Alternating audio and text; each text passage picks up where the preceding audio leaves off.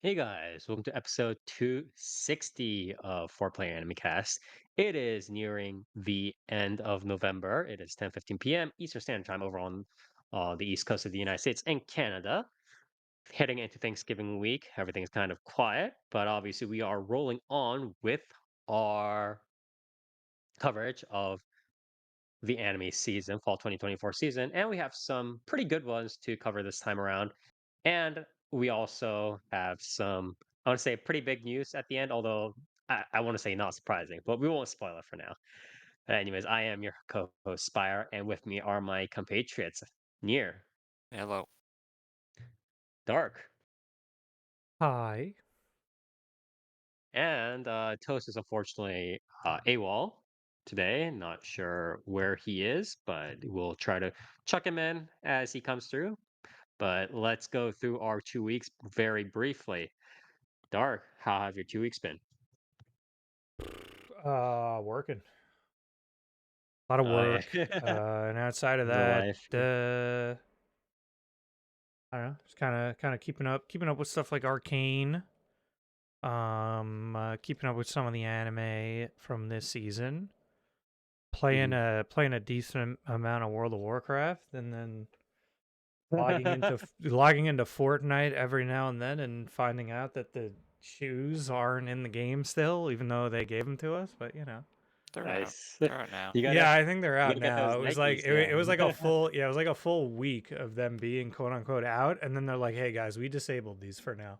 Yeah. Like, oh, okay, cool. But I yeah, think only um I think it was like 17 or something of the 150 skins that I own them, so it's cool. that's cool. Yeah. Yeah, I have to see what can use them for me. I know they removed a bunch of like crossover characters as well. I would assume just because they have to work out again, like, hey, do we have the rights to throw like fucking Jordans on some of these characters? Yeah, I think some of them were also like they had quote unquote support, but it was like glitched because the shoes were like really big or really small. Yeah, So yeah.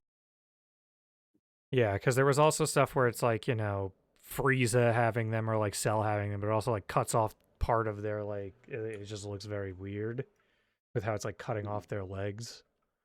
Um, I don't know if that's been like fixed, but either way, yeah. So that was something. But yeah, a lot of WoW, a lot of Arcane as Mm. well. Um, Yeah, I saw some of your talks Arcane about Part Arcane. 2, Arcane Season 2, all the parts so far at least. I'm through episode 7 out of 9. Kind of fucking insane. Oh, They kind of one upped did the final act come out? yeah, the final act came out earlier today. Yeah, they kind Oh, of are one upping even season 1, which was crazy. It's kind of really fucking good. So, I hope if this doesn't like fully close and they're not because you know how they're like, oh yeah, we're not doing more Arcane, more of this. I'm wondering, I know they said more series with different characters. I do hope that doesn't also mean like not a longer form series again. Um but either way, cuz they kind of fucking killed it with this. I think whoever made that call will probably run that back after seeing the responses or the what you call it, not response, the fucking reaction to season 2. So, it's pretty big. yeah. I do also know people were saying like, "Oh, yeah, they did it because like they don't want it, they like canceled it essentially like after season 2 to wrap up with season 2 because it costs like $250 million." And I was like, that sounds extremely cheap. Like for For what it is. It's like animation, for fucking like animation, it's very expensive. that's Um, yeah, that's a lot, but I'm like, I mean, if you want this to be like your fucking, your which I don't know if they do anymore, but either way, like for a tentpole like Runeterra IP thing, and for like that much, of like that long of a runtime for that quality. I'm like, I feel like that's not that bad. Mhm. Yeah, I mean, they definitely have more than But it's enough also money, and probably they I also will say too, I'd have to see what their rates are, but I would imagine some of that is also down to like, oh shit, we actually have to pay animators in France. At least I think that's how yeah, French labor law is. EU I would regulations. assume Shit. I would assume they have to Yeah, actually pay them a little bit more. yeah, exactly. Okay, so pretty good. Just going through the usual again, Arcane and WoW stuff. Pretty good. What about you, Nier? How have your 2 weeks been? Um, been pretty chill. Um, you know, playing mahjong, um, playing gotcha shit. Um, Play the yeah, mahjong pretty that much. keeps your lifestyle healthy and has no ads and Yeah, I saw that. I think cures disease. But did you watch any episodes of Tohai, by the way? I I didn't. feel like you should. No, I did not. Did not.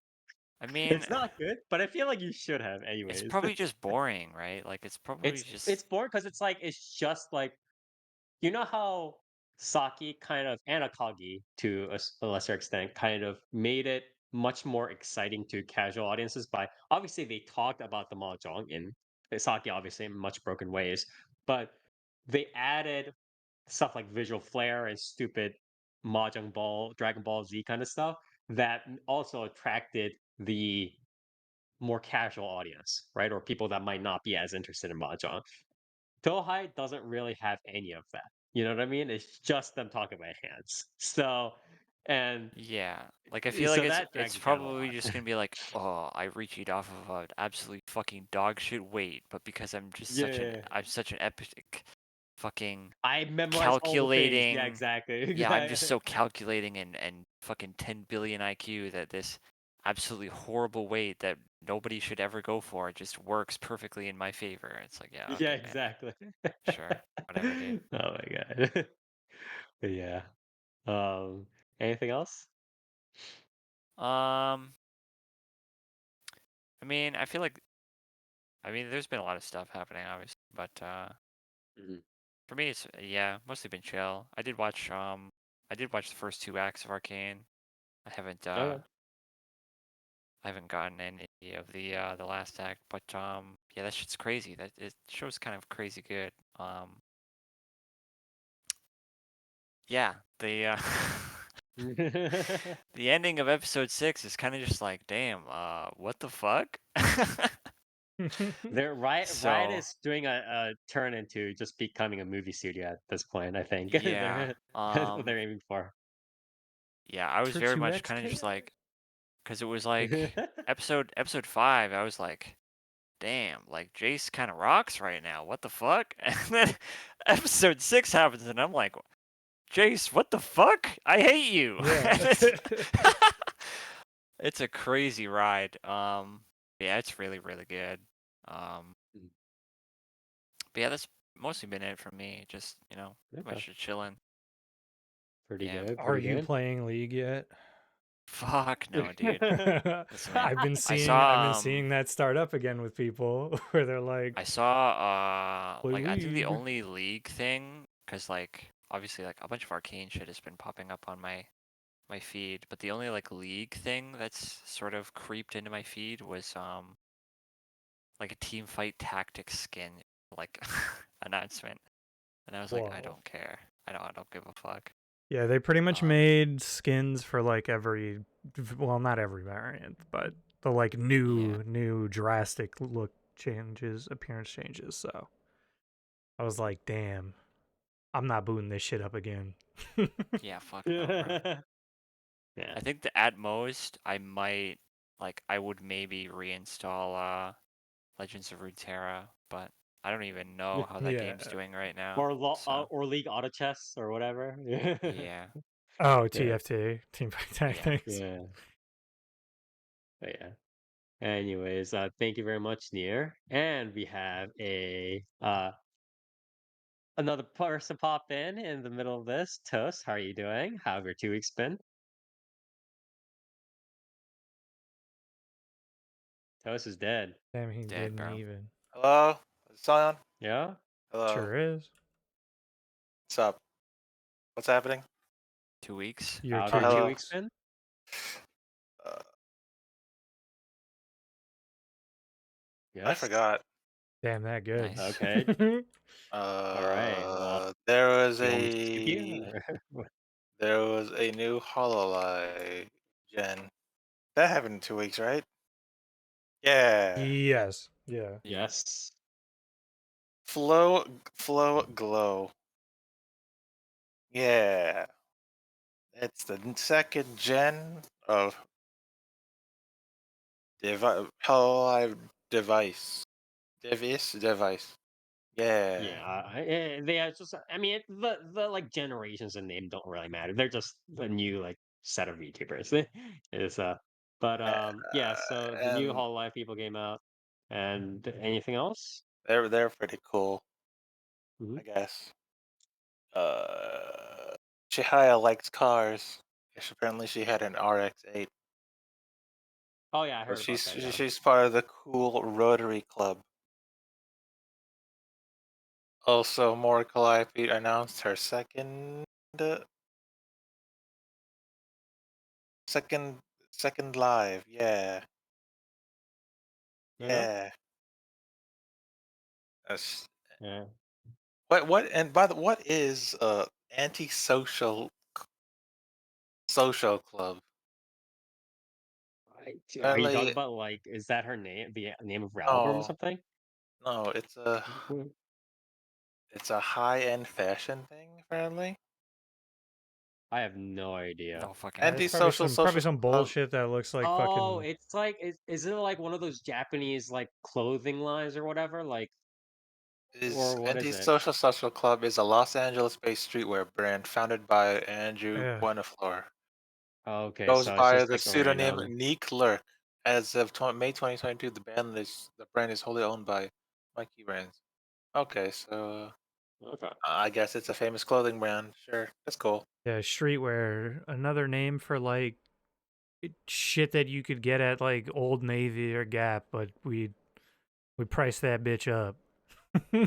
Antisocial Social Club Cherry Blossom Tea, $9 at Walmart. Hell yeah, I'll take that. Oh yeah.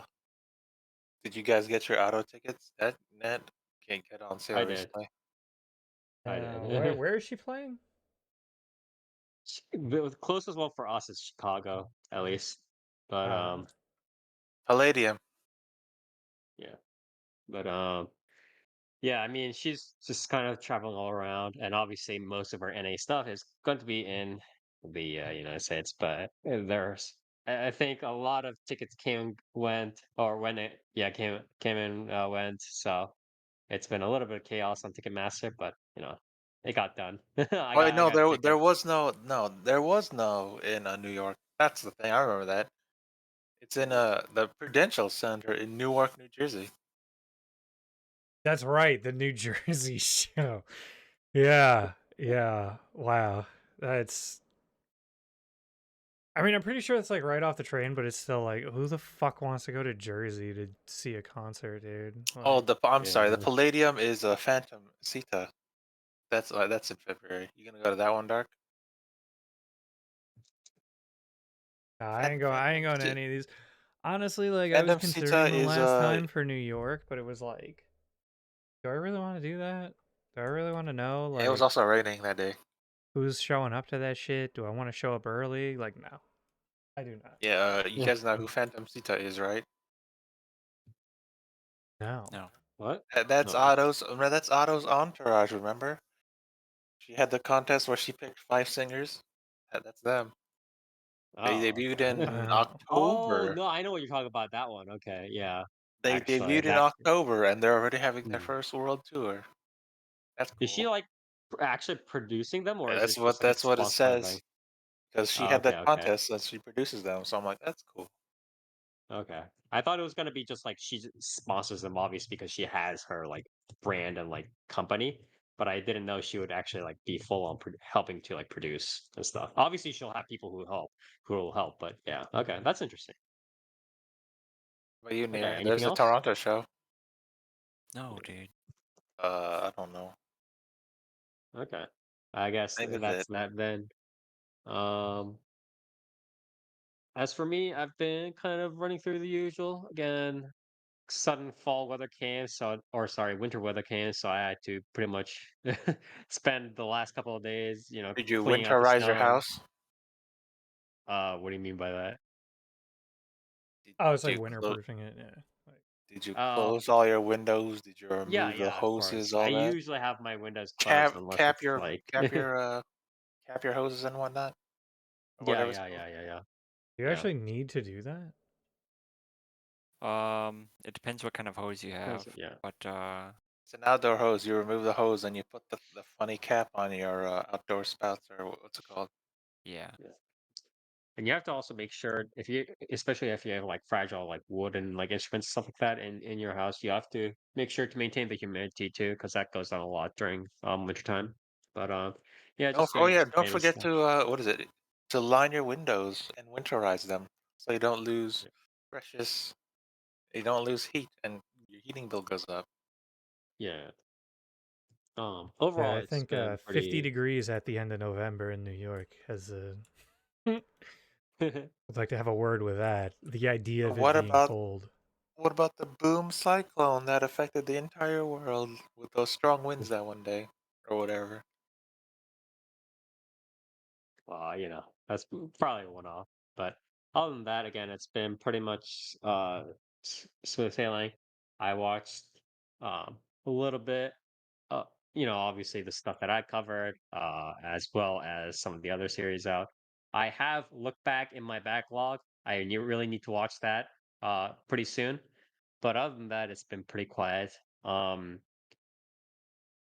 It's kind of interesting because everybody at my office currently is pretty much out because of Thanksgiving, which I actually haven't experienced until this year because for the most part, most people around me have just been like, "I'll take Thanksgiving weekend off," but I've never seen like everybody just take the entire week off for Thanksgiving. I didn't know that was a thing.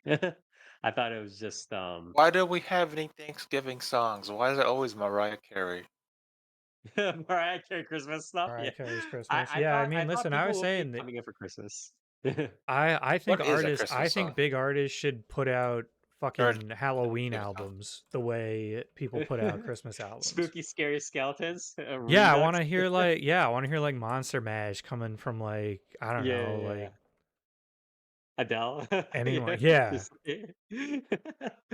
but yeah, that'll be pretty interesting. I think Famous Thanksgiving songs. Thanksgiving song, Adam Sandler. There you Thanksgiving Day, go. Ray Davies. it I've got plenty to be thankful for, Bing Crosby. Thanksgiving song, Mary Chaplin. What? So we got nothing. but Gobble yeah, Gobble, it's been Matthew West. These suck. it's been pretty quiet overall. Um, haven't really done too much on like the anime visual novel, whatever, and the few that I watched. But yeah, that's been my 2 weeks pretty quiet.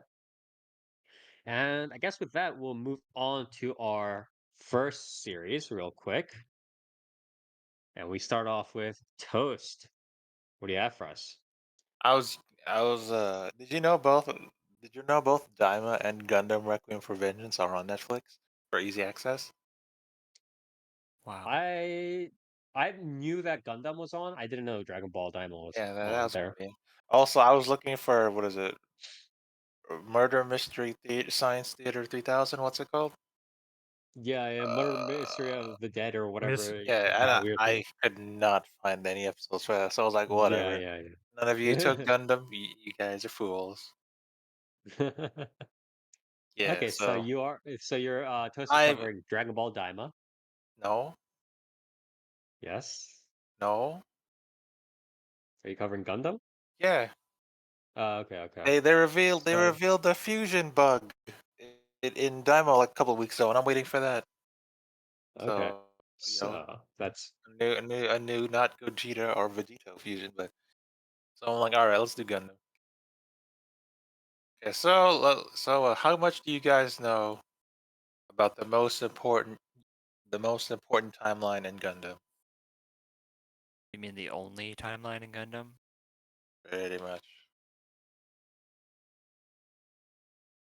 The 1 year war. That's basically 100 Okay. wars strapped into one. Yeah.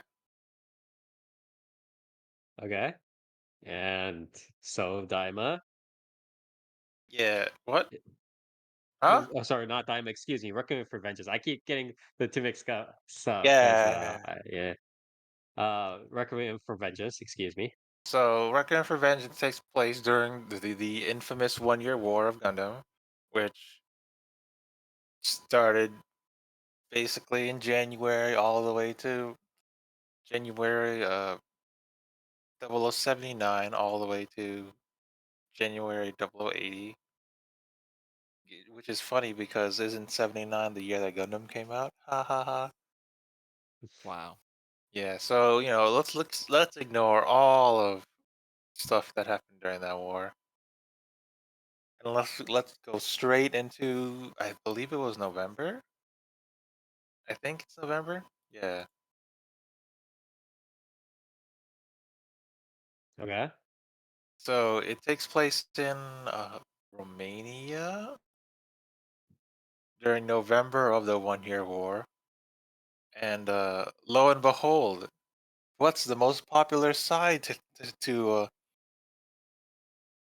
what side story do we tell during the 1 year war nowadays? What has the most popular side stories? Right, Xeon side. Have you noticed there's I thought been you a meant Char having gay sex. no? That's he does extremely wicked things in was it 96, Extremely wicked 92? thing. Hell yeah, that line's so good. But yeah, so this story is basically another Gundam side story that happens during the 1 year war, which may or may not be canon, but it usually is canon. But there's so many conflicts during the 1 year war, so it's like there's skirmishes all over the world. So this one takes place in, is it Romania? I think it's Romania. Yeah, Romania during the 1 year war, and we follow the escapades of the Red Wolf Squadron and its leader, Iria Solari. Yeah, Okay. and when so the Xeon, apparently the Xeons are minding their own business, doing war things, accompanied by the Red Wolf Squadron, when suddenly the White Devil shows up. And it's not the White Devil, but it's a White Devil. Because during this time, I don't remember the timeline exactly. When was the first when did the RX 78 launch? Fuck if I Like know, man. it was during the 1 year, but what? Like, did they give a specific date? Because I don't remember off the top of my head. I mean, probably, but I'm not I fucking. want to say I'm not the Gundam guy, so. because there's a lot that happened in the 1 year war, especially with all the stuff. Uh, okay, yeah. I'm looking at this. I'm looking this up. Okay, yeah. So yeah, so November 7. This is when the series starts, and if you know Gundam, you'll know what November 7 specifies because they mention it like I like the last 3 episodes. But yeah, so they get attacked by a mysterious white devil, which if you don't know is not the Gundam because around this time there were what 12 Gundams uh that were the terrorizing the Earth and Xeon forces, and it's not the RX-78 too, but this one's the RX-78 GE Gundam EX. RX-78G stands for ground and whatnot. So it's a specific new version of new ground type version of the Gundam. It's all white. You can look at the art, and it vaguely shares its head shape is vaguely reminiscent of a skeleton, and the RX 79, 79 Easy 8 because it's obviously a takes place on the Earth, so it's a ground type capability and all that. And it starts terrorizing the Xeon forces, and it annihilates most of her squadron. And I will say though that compared to the original series, where you know after some time the Gundam stops being that scary against the Xeon forces, this one completely terrorizes and shows how the technological prowess that the Federation had to, compared to Xeon's at Zaku 2 when they rolled out the Gundam, because this one's impervious to all their weaponry, even bazookas at this time. If you remember in the original, even the Gundam could be hurt by bazookas. That was like what they changed to fight it. But this one, no, bazookas don't hurt it them all that much. Or it doesn't. It only stuns it, but it doesn't do any lasting damage. And compared to the original Gundam, this one's specified for ground combat. So instead of running around, this one hops around a lot. It's got specific jump boosters, and it's really fast. So it jump slashes and all that, and jump kicks. So it's hopping around So, and it's way so too is fast. the I have a question though. Is the story inside this is not important, right? The Gundam Uh, models are the important parts. Or well, I mean, in the grand scheme of things, it's yeah. inconsequential because Okay. all the characters here are like basic mooks. They're not memorable at all. Oh, okay, okay, Well, okay. I mean, they're not memorable in the grand scheme of the 1 Year War. Yeah, the overall like universe. Yeah, this kind of like if it's like for instance Star Wars, it's like a stormtrooper kind of side story kind of business. Yeah. Um. I think I'm there. No, never mind. I don't. That's a different. It's a different crew. By the way, Um, so this is just via this is just like a set of ONAs from Netflix or online streaming, I guess. But this also said that this was animated using Unreal Engine 5. Is that a thing? have Like, you is that have you real? seen MS Igloo?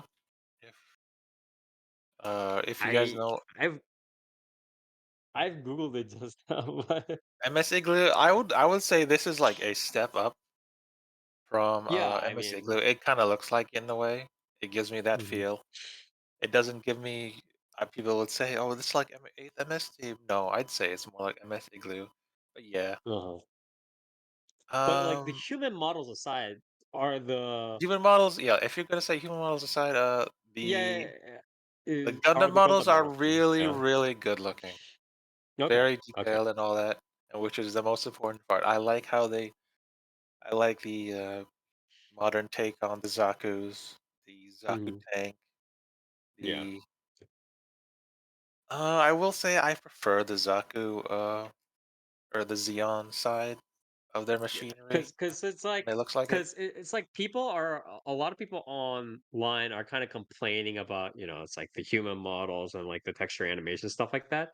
But it's like I'm not sure how much of that is the point in a Gundam series. You know what I mean? It's like it's about since it's about the Gundams, so it's kind of like The as Zaku's long as look the true to Gundams look form, great. but Yeah. I will say the gym looks kind of too rounded for my taste. Hmm. Kind of weird. And the Gundam itself, well, take it or leave it.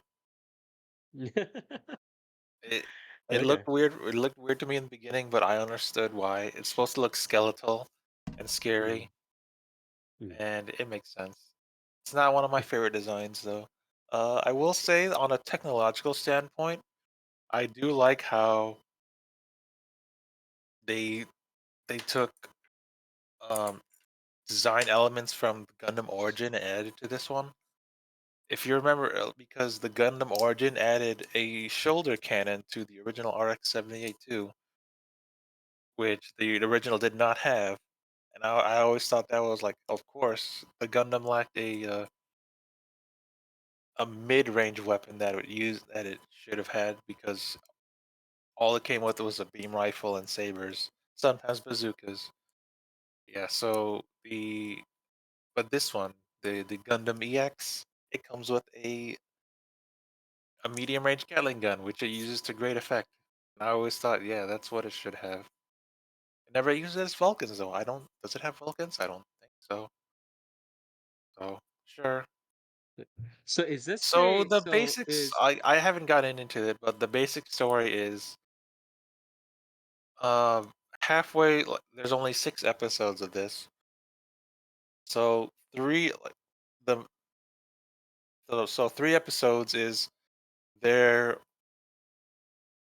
the Gundam shows up at their base and completely yeah, decimates them, and now they're running away. They're okay. retreating from the Gundam, and the Gundam is chasing them, like Okay. chases them to whatever base they go to, and then the was it episode 4, I want to say 4 and 5 is they're like, we have to fight back against the Gundam, and so they go to the Gundam's base to try to Okay. steal try to steal a gem, because if you know the 1 Year War stuff, the the gem is the Federation's first mass-produced version of the Gundam, and in this Mhm. series, the gem is pretty competent as well, because it's also technically it's also made of Luna titanium, the same material that the Gundam is, so it's also very durable. And they're like, damn, this new mass-produced mobile suit is also very good. We need to steal it, and in order to improve our own technology. And then after that, like the last arc, I would say, is Operation Odessa, which in terms of the 1 Year War, it's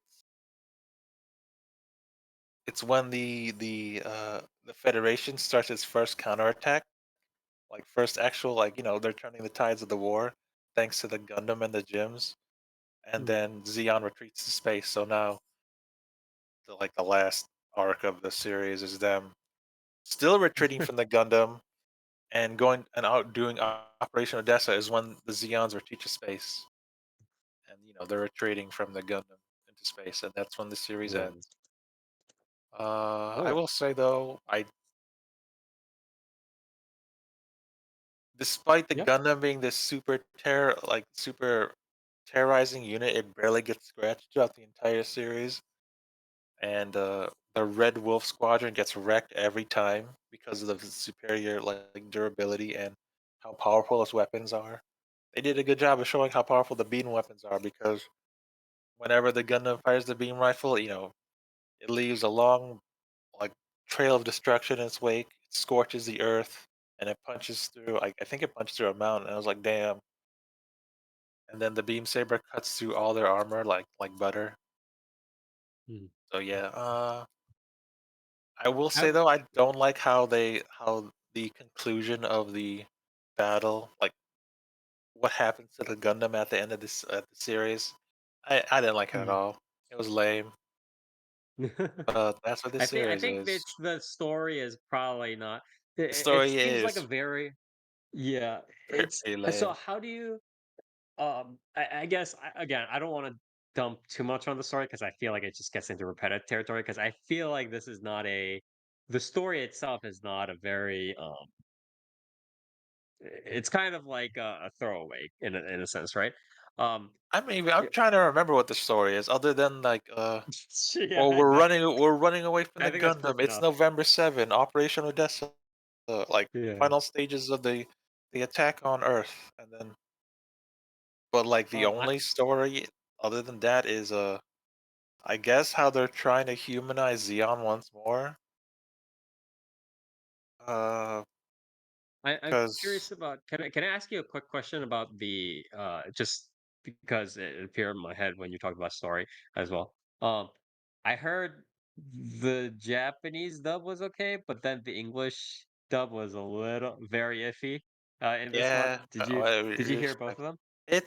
as usual, it's on Netflix. I watched it in Japanese, and the subtitles never match what they say in Japanese. Oh my god. Yeah, Okay. because It's they Netflix. go I've off given up a the long time they ago. go off Yeah, the they dub just copy script. off the English. Yeah, exactly. It's very unfortunate. Um, But yeah, okay. I guess I should talk about the characters since that's the only thing. So there's Iria Solari. Uh she's the main character of the series.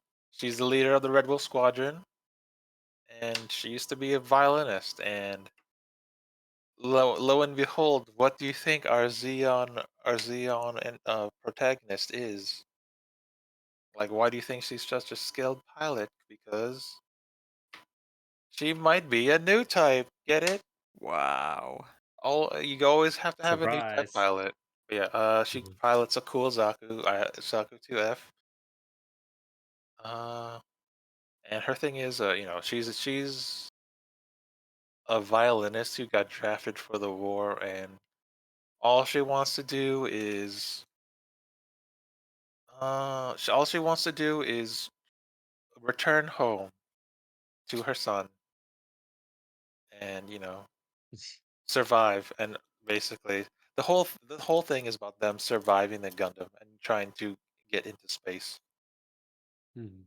And most of her squad gets wiped out, so it's just mainly her and the ragtag group of Xeon survivors that are from her base that she travels with. I mean, I don't have really problems with her characterization personally. And she's the she always fights the Gundam whenever it gets close. Uh, her first Zaku 2 gets wrecked easily, so they have to build a new Zaku for her out of junk parts. That was cool. I like that whole nod towards, oh, remember when the EZ8 got wrecked in or the RX-79 ground type Gundam got wrecked in HMS team, and they had to rebuild it from junk parts. So here's a junk Zaku that goes against the Gundam, and it does better because now that they fought it, they can modify this junk Zaku to do better against the Gundam, and it does fairly better than her last one. So um yeah, and then I there was some chick with pink hair and tattoos. She's a ranger. it's Uh, there's a medic guy who's I believe is a wartime medic. So he's red. I guess he's Red Cross. So he's going around. He's trying to save everyone on the battlefield, even the Federation soldiers, and they don't kill. And so he gets, what is it? Battlefield immunity, whatever. mm. No, they don't shoot him on sight because he's not exactly Xeon, but he's the battlefield medic on both sides. Uh, I just have a general question. It's like, and I think this also kind of covers like the characters in the story and stuff like that. It's like, who is this Gundam series made for? Like, why was this Gundam series? I mean, obviously, because Gundam for needs to the make more Unreal money. 5 engine, of course, my dude. Yeah, yeah, that's true. Do you think? So it's like first, obviously, if you can answer, um, who is this made for? And two, going on the Unreal 5 engine thing, Unreal Engine 5 thing, do you think more series, do you think Bamco is going to push for more series to be made in this sort of form? Or I guess, Are um, you asking me if they want to sell more fun Gundam 1 Year War stuff just to sell models? or no, specifically via stuff like doing this Unreal Engine kind of stuff. Do you think they'll push for more of this kind No, of I stuff? don't. I don't think so. Yeah, okay, okay. Obviously, they're going to As do as more long Gundam. as There's never as enough long as Gundam, but someone it's says, like, hey, you want a cool new Gundam? I'll do it in this thing, and it's like, okay, sure.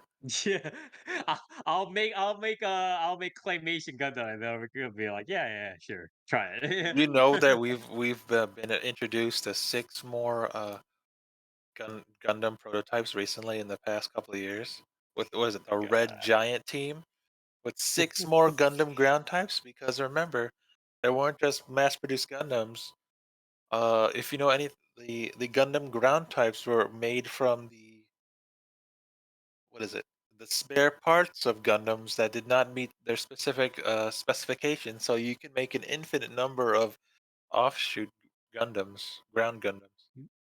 So I'm Yeah. like, okay, sure, whatever. I'll just say it's probably there just to sell new Gundam stuff.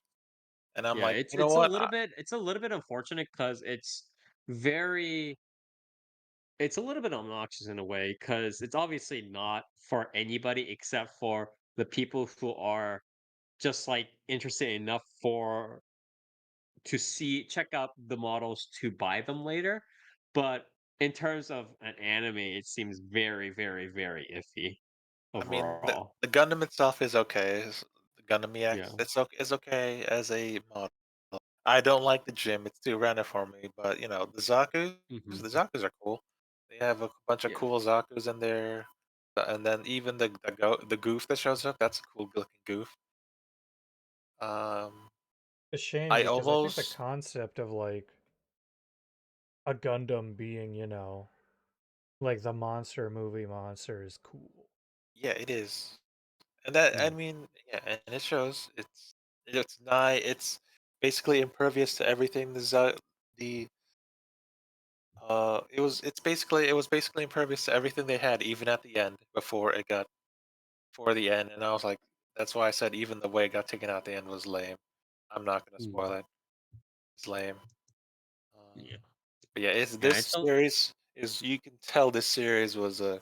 I mentioned MS Igloo, but that's the animation style. But you can tell this was based very highly off of, I want to say, Thunderbolt and 08 MS Team, Mhm. both in the way that there's a Xeon or Thunderbolt where they're showing off the Xeon side, and then 08 MS Team because it was on the ground and an obvious design of the EX and how it looks. But going back to the characters, it's just a bunch of ragtag Xeons. I will say though, shout out to my favorite character in the series, which is a random dude, a random Xeon Mhm. soldier they picked up that survives until the end. He's not even named or anything. He's just like this, or he doesn't have it. Not he's not named. Well, he has a name, but he's out of everyone else, he's just the simplest generic looking Xeon soldier that they found, and like that guy's cool. Everyone else has a unique design, but no, he's Xeon Grunt, Mm. but he makes it, and I'm like, you go, random Xeon Grunt, you made it. What else? Yeah. I mean, for the Overall, most part, yeah. Overall, it kind of seems to be kind of whatever, except for the Gundam models it is, themselves. yeah, it is what it is. It's an inconsequential story Mm. in the face of thing, in the face of the 1 Year War. It's not as impactful as the other series. I want to say like what's the one with the midnight? It's no Zeonic Front.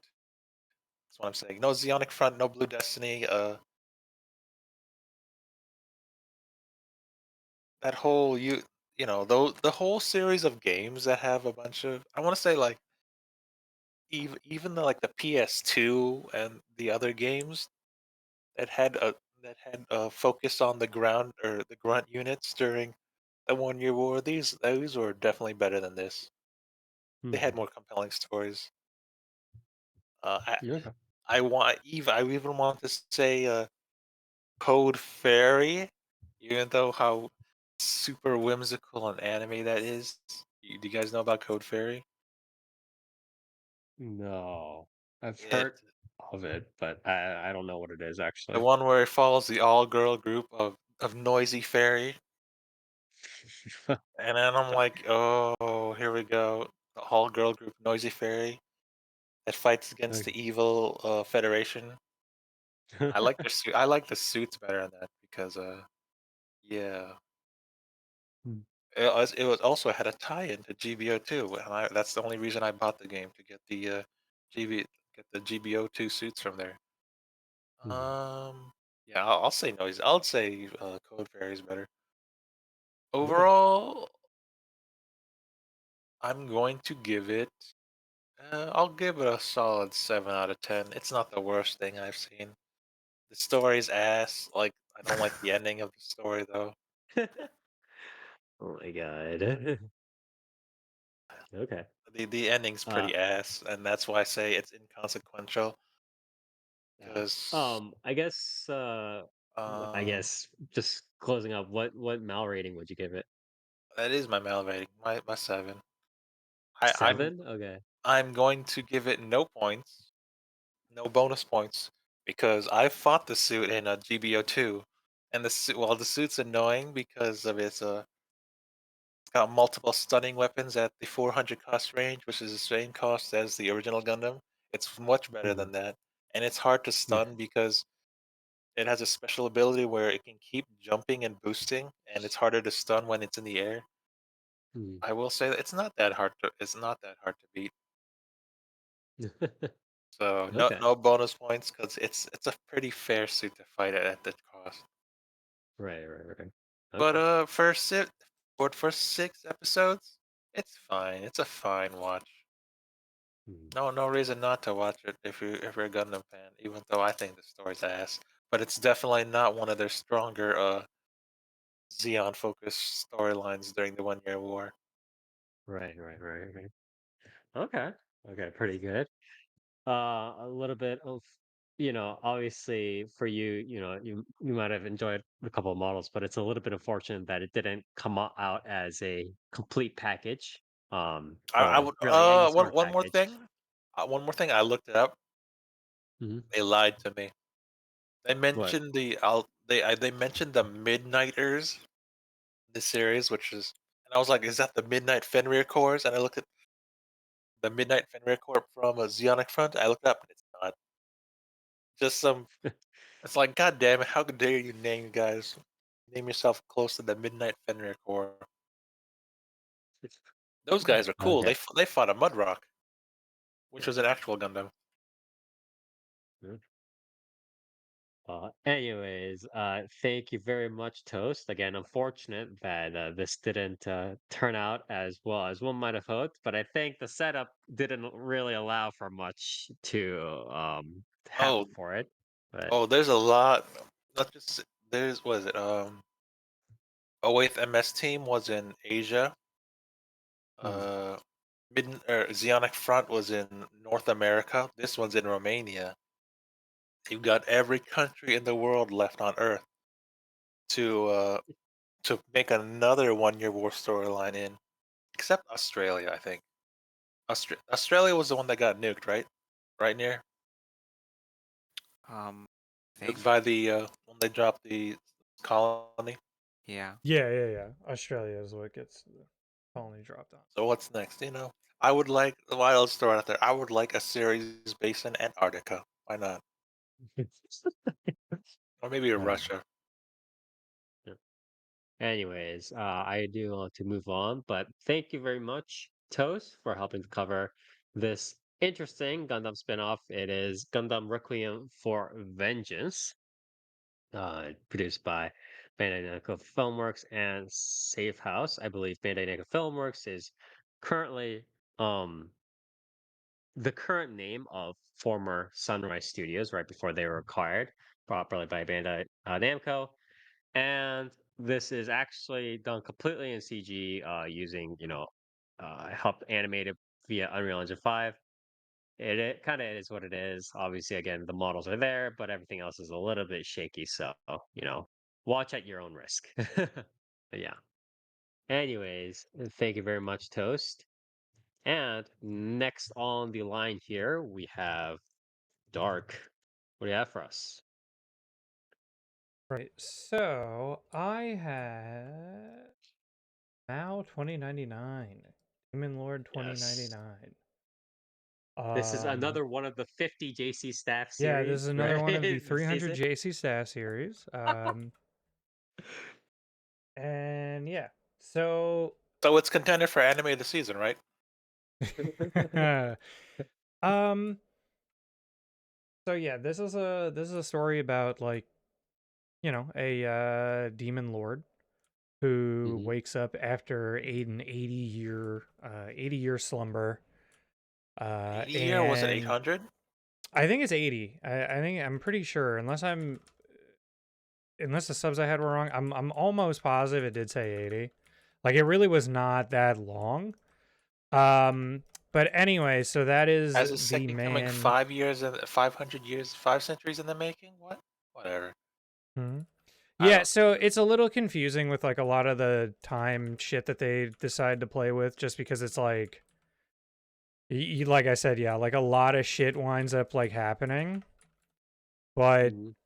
anyhow, the main thing is that our main guy, Velvet Vesvolt Veltol, I was about to say the like Demon Violet Lord. Evergarden did this. No, yeah, not Violet. Yeah. Yeah. But Yeah. close, really, Demon when you Lord think pops about up. it. Yeah. But yeah, so Yeah. he's the old demon lord. He was, obviously when he went into slumber, it was a fantasy world. Like this kind of opens with like flashbacks of the world like before it turned into the cyberpunk city of Shinjuku. Mhm. And the anyway, so this kind of like happens where the demon lord wakes up. He's like kind of confused at his surroundings, and one of his loyal vassals he meets up with starts to explain things to him, like what the state of the world is, what happened in between. And we get some nice flashbacks during this as well, of like him fighting the old hero, so on and so forth. And that vassal is Sole Machina Solege, Solge, something like that. They never Soleil. really Yeah, say Machina Soleil. anything. Yeah, Yeah, exactly. they never really say anything other than Machina, so it's a little kind of confusing. But yeah.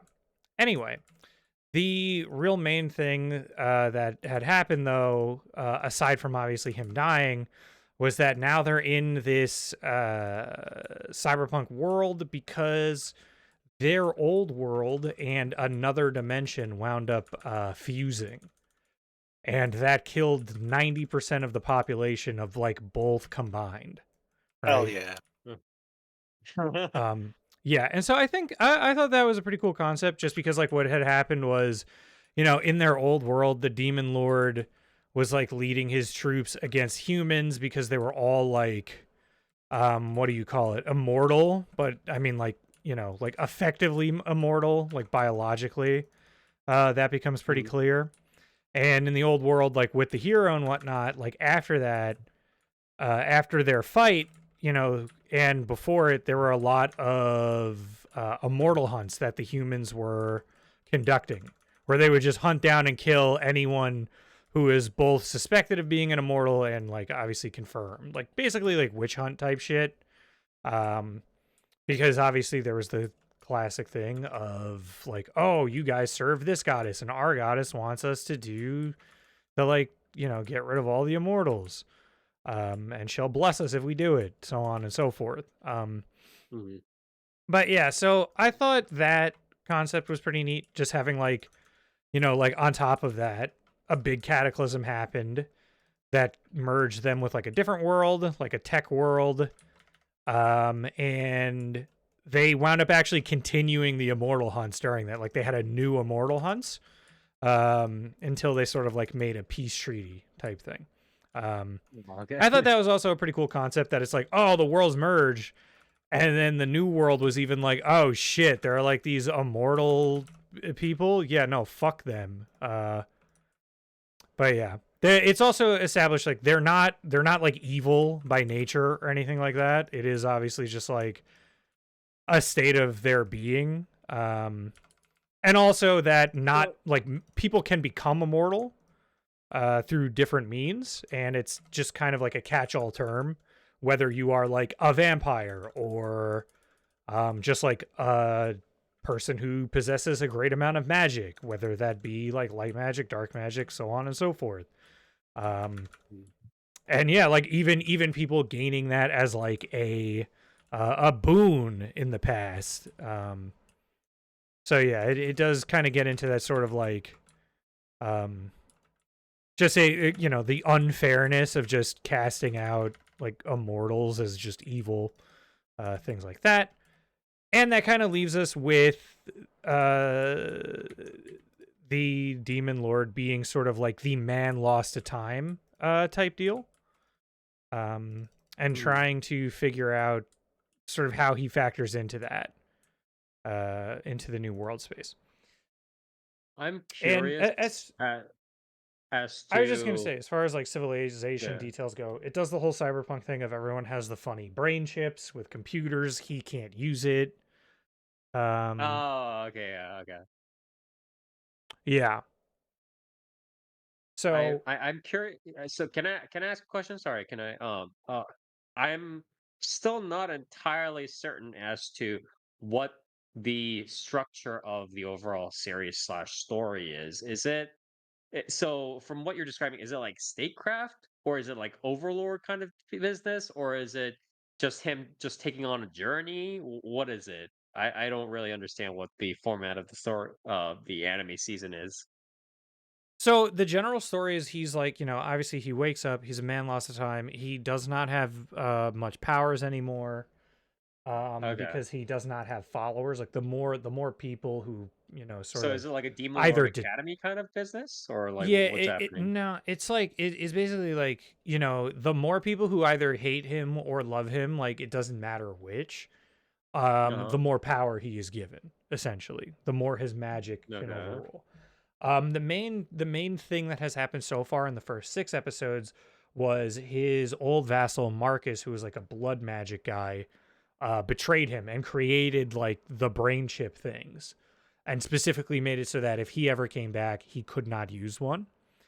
And so because Okay. he wants to essentially take the place as a sort of demon lord, and he's trying to use the brain chip stuff, the tech that everyone runs on, as that factor. And so he has his own company, he's like the evil CEO type guy. And Yeah, that kind yeah, of yeah. also works into, the whole cyberpunk setting, he did, like doing corpo shit. Um, and the general story now is the demon lord like trying to get his magic back and then trying to go against Marcus.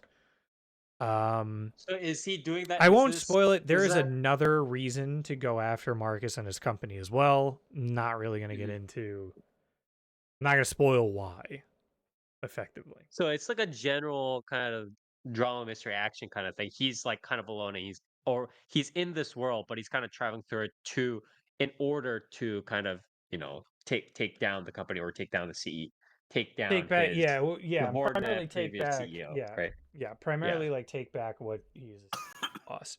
And so right. in doing so, he does meet the hero again. This is a minor spoiler. The hero was given, quote unquote, blessed with eternal youth, which he explains is not quite immortality. So I think I think the idea there is that he'll obviously live longer. He is just aging. It's just that his body does not. Like his perception of time is the Is it same as a like human. Um, and he does not. Yeah, he does not have like the same sort of uh like the classic thing where like elves obviously like the perception of time is longer, or like longer times are perceived as shorter, so on and so forth. He's like kind of just stuck in this shitty world so now. when you Mhm. say he's not immortal, right? Yeah. So is it like Lord of the Rings where elves can live forever, but if they die in battle, they die, that kind of thing? Oh no, that's what immortals do, effectively. Like they are effectively immortal. They are biologically immortal. They are magically immortal in some sense, but there are like plenty of ways to kill them. Like if you are just an average person who is either given immortality or got immortality through certain means, that's why humans were able to do effectively like witch hunts and like enough.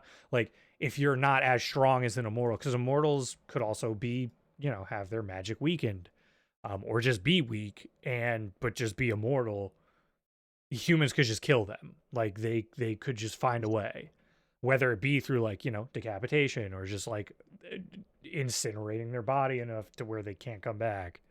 Um, and I also think that it's not implied that immortality automatically also gives you, like regeneration. Like they are, you could technically be like biologically immortal, where you like, So I you don't age. You are effectively like, an elf, as Toast described. The situation with Graham is more so of like the hero is like, you've just been given the ability to be stuck in this one physical aspect of your life, but he might not live hundreds of years, or thousands rather. He might only live like a couple hundred, if anything. I'm curious as to what the so are the episodes like, so what is the general like so he's again Hey, he's like traveling pacing through, of he's the meeting these episode. people. It Yeah, is he in the alleyways just trying to like, is it mostly just him kind of brooding and like thinking about how to stop this guy and the like finding No, out new that's the other information, thing. background of the This story, or like series is a what is it? lot. This series is gets pretty goofy. The main character's main shtick is Weekly? that, well, there's a lot of comedic aspects to it. The Okay, okay. main idea is, or the main shtick is like, obviously Velvet is the old demon lord, and his thing is like, he's a pretty boy, right? He's got the long black hair, he has like the persistent, purple eye makeup, um and it gets a lot of play with that. And there's obviously also an episode where people think he's just like, bystanders hear him talking to Machina, and they think he's just like some piece of shit moocher boyfriend. So there's Mhm. like an episode where he's trying to get a job. There's an episode where he meets another sort of main character who's like a hacker. And that helps Right, right, him right. like get his bearing in the world, because she's like, oh, this is all Magitech, by the way. I didn't explain that. Everything is like, they literally are like, yeah, no, this is Magitech. I'm pretty sure they even say Okay. that as well, where everything is running Yeah. on magic and the old human technology from the worlds that merged. Um, Mhm. so that's like, Velvet learning through her effectively how to manipulate certain things, manipulate systems Mhm. through him just like raw tampering with the magics that run them. So he still can't get one of the brain Oh, okay, things and okay. do that kind of hacking, but he can kind of get the gist of how things work through his old magics.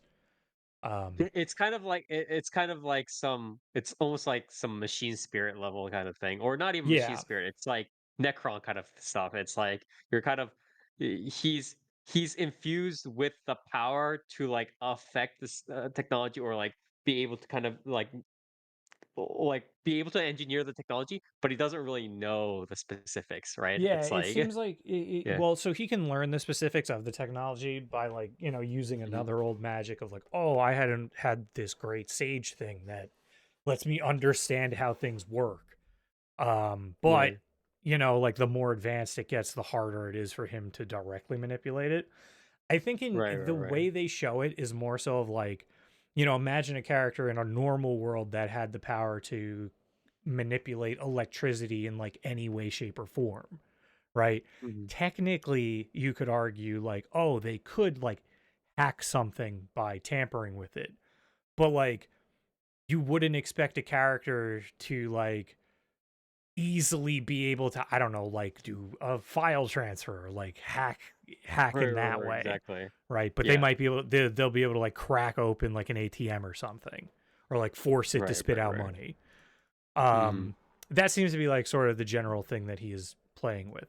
Some other episodes, Mhm. like, that's why I'm only on episode 6 right now, and it's like kind of weird the way it goes back and forth with it being like, there's obviously the company through line, but then there was overall like a not really episodic thing, but like kind of building up to The wor the current Is it face like off world building? Like, in like, what is yeah, it? yeah, it's like world building, but also like, I don't know, it's kind of weird, right? Because obviously there was the screenshots that we saw of the VTuber. And Mhm. so one of the things they do is they dedicate sort of like an episode of him becoming a streamer to get followers, right? And that like boosting his power. Oh, And okay, okay, I see what you mean. Yeah, since yeah, he yeah, is yeah, like yeah, yeah, yeah. handsome and charming, he Yeah, gets yeah, that yeah, yeah. in like pretty quickly. And the old like the hacker kind of uses her pull to also like boost him. And so he kind of just amasses followers like that, but that kind of like ties into the hacker's backstory, feeds into sort of other characters and interactions. And then now like the big thing that's happening is the standoff with Marcus and the company. And so it's like it's kind of hard to really explain, to like not call it episodic in a way, because like it's kind of like unclear as to how things are going to tie up during a lot of episodes or tie in.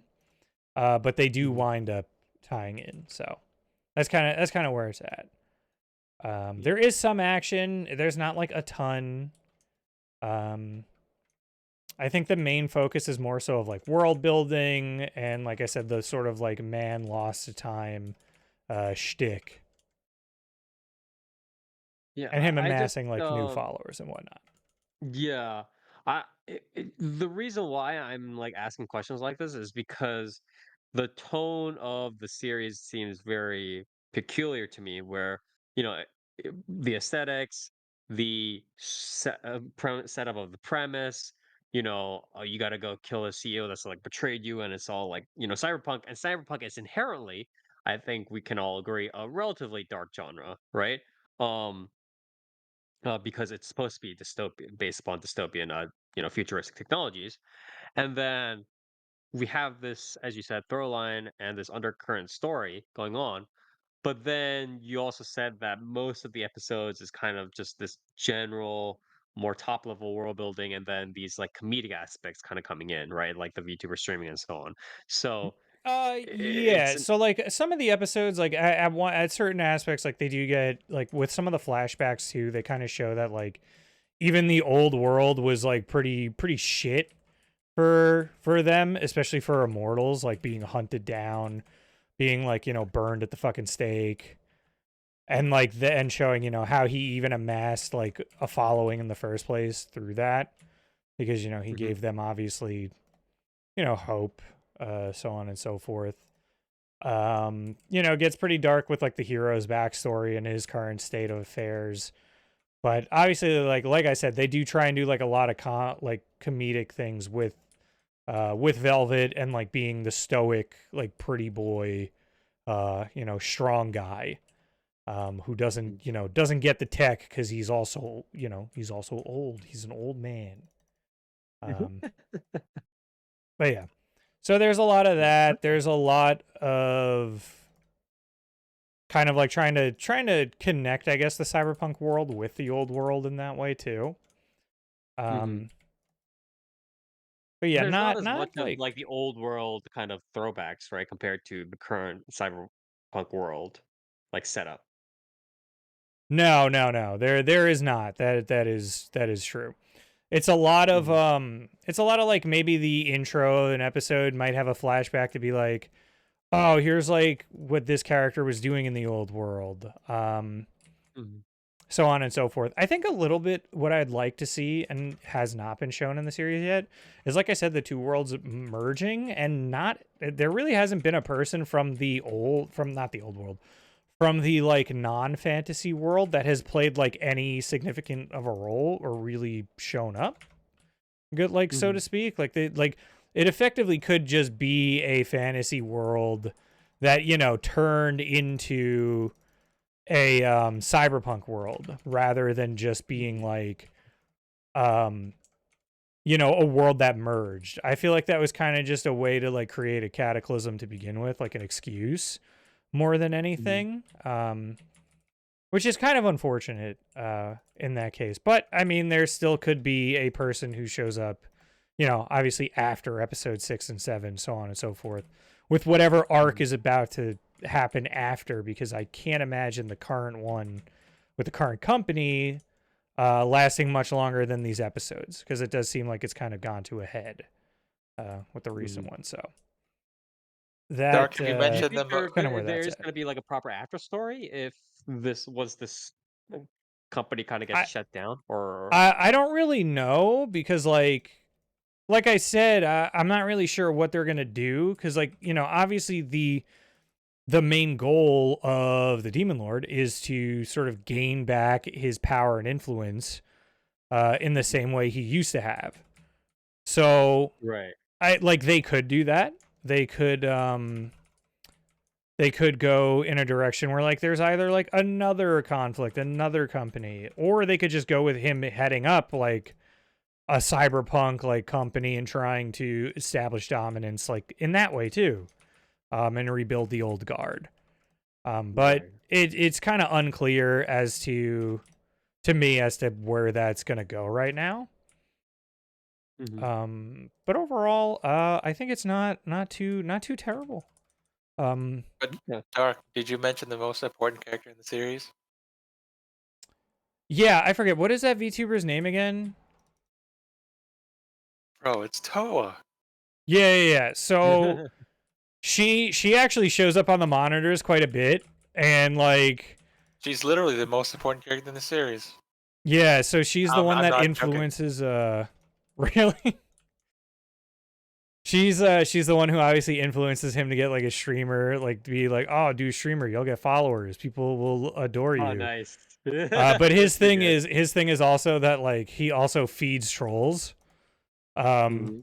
Because like I said, it doesn't matter whether or not they hate him or love him, as long as they have an opinion Right. of him, On he an gets extreme more and more emotion kind of, power. right? Yeah. Yeah. Okay. Okay. Okay. And Uh, every time Toa appeared, it's actually been one of her streams of this year. Really? Yeah, it's Okay, literally one of her streams this year. that's actually So it's like a really good gimmick. I can't believe Hololive survived until 2099, and Yeah. Toa's still streaming. can you, by the way, can you tell us a little bit about the audio visuals real quick? Yeah, I was gonna get into that now too. So audio Mhm. visuals are not incredible, but also not terrible either. It's one of those things where the action isn't like great. They're not really doing anything special. It's not like wow, these cuts are cool. It's kind of just like yeah, this fight is a fight, and it is doing what you'd kind of expect.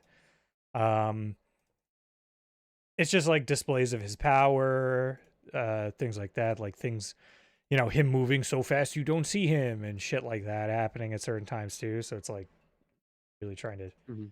cheat its way through it, but it's serviceable in that aspect.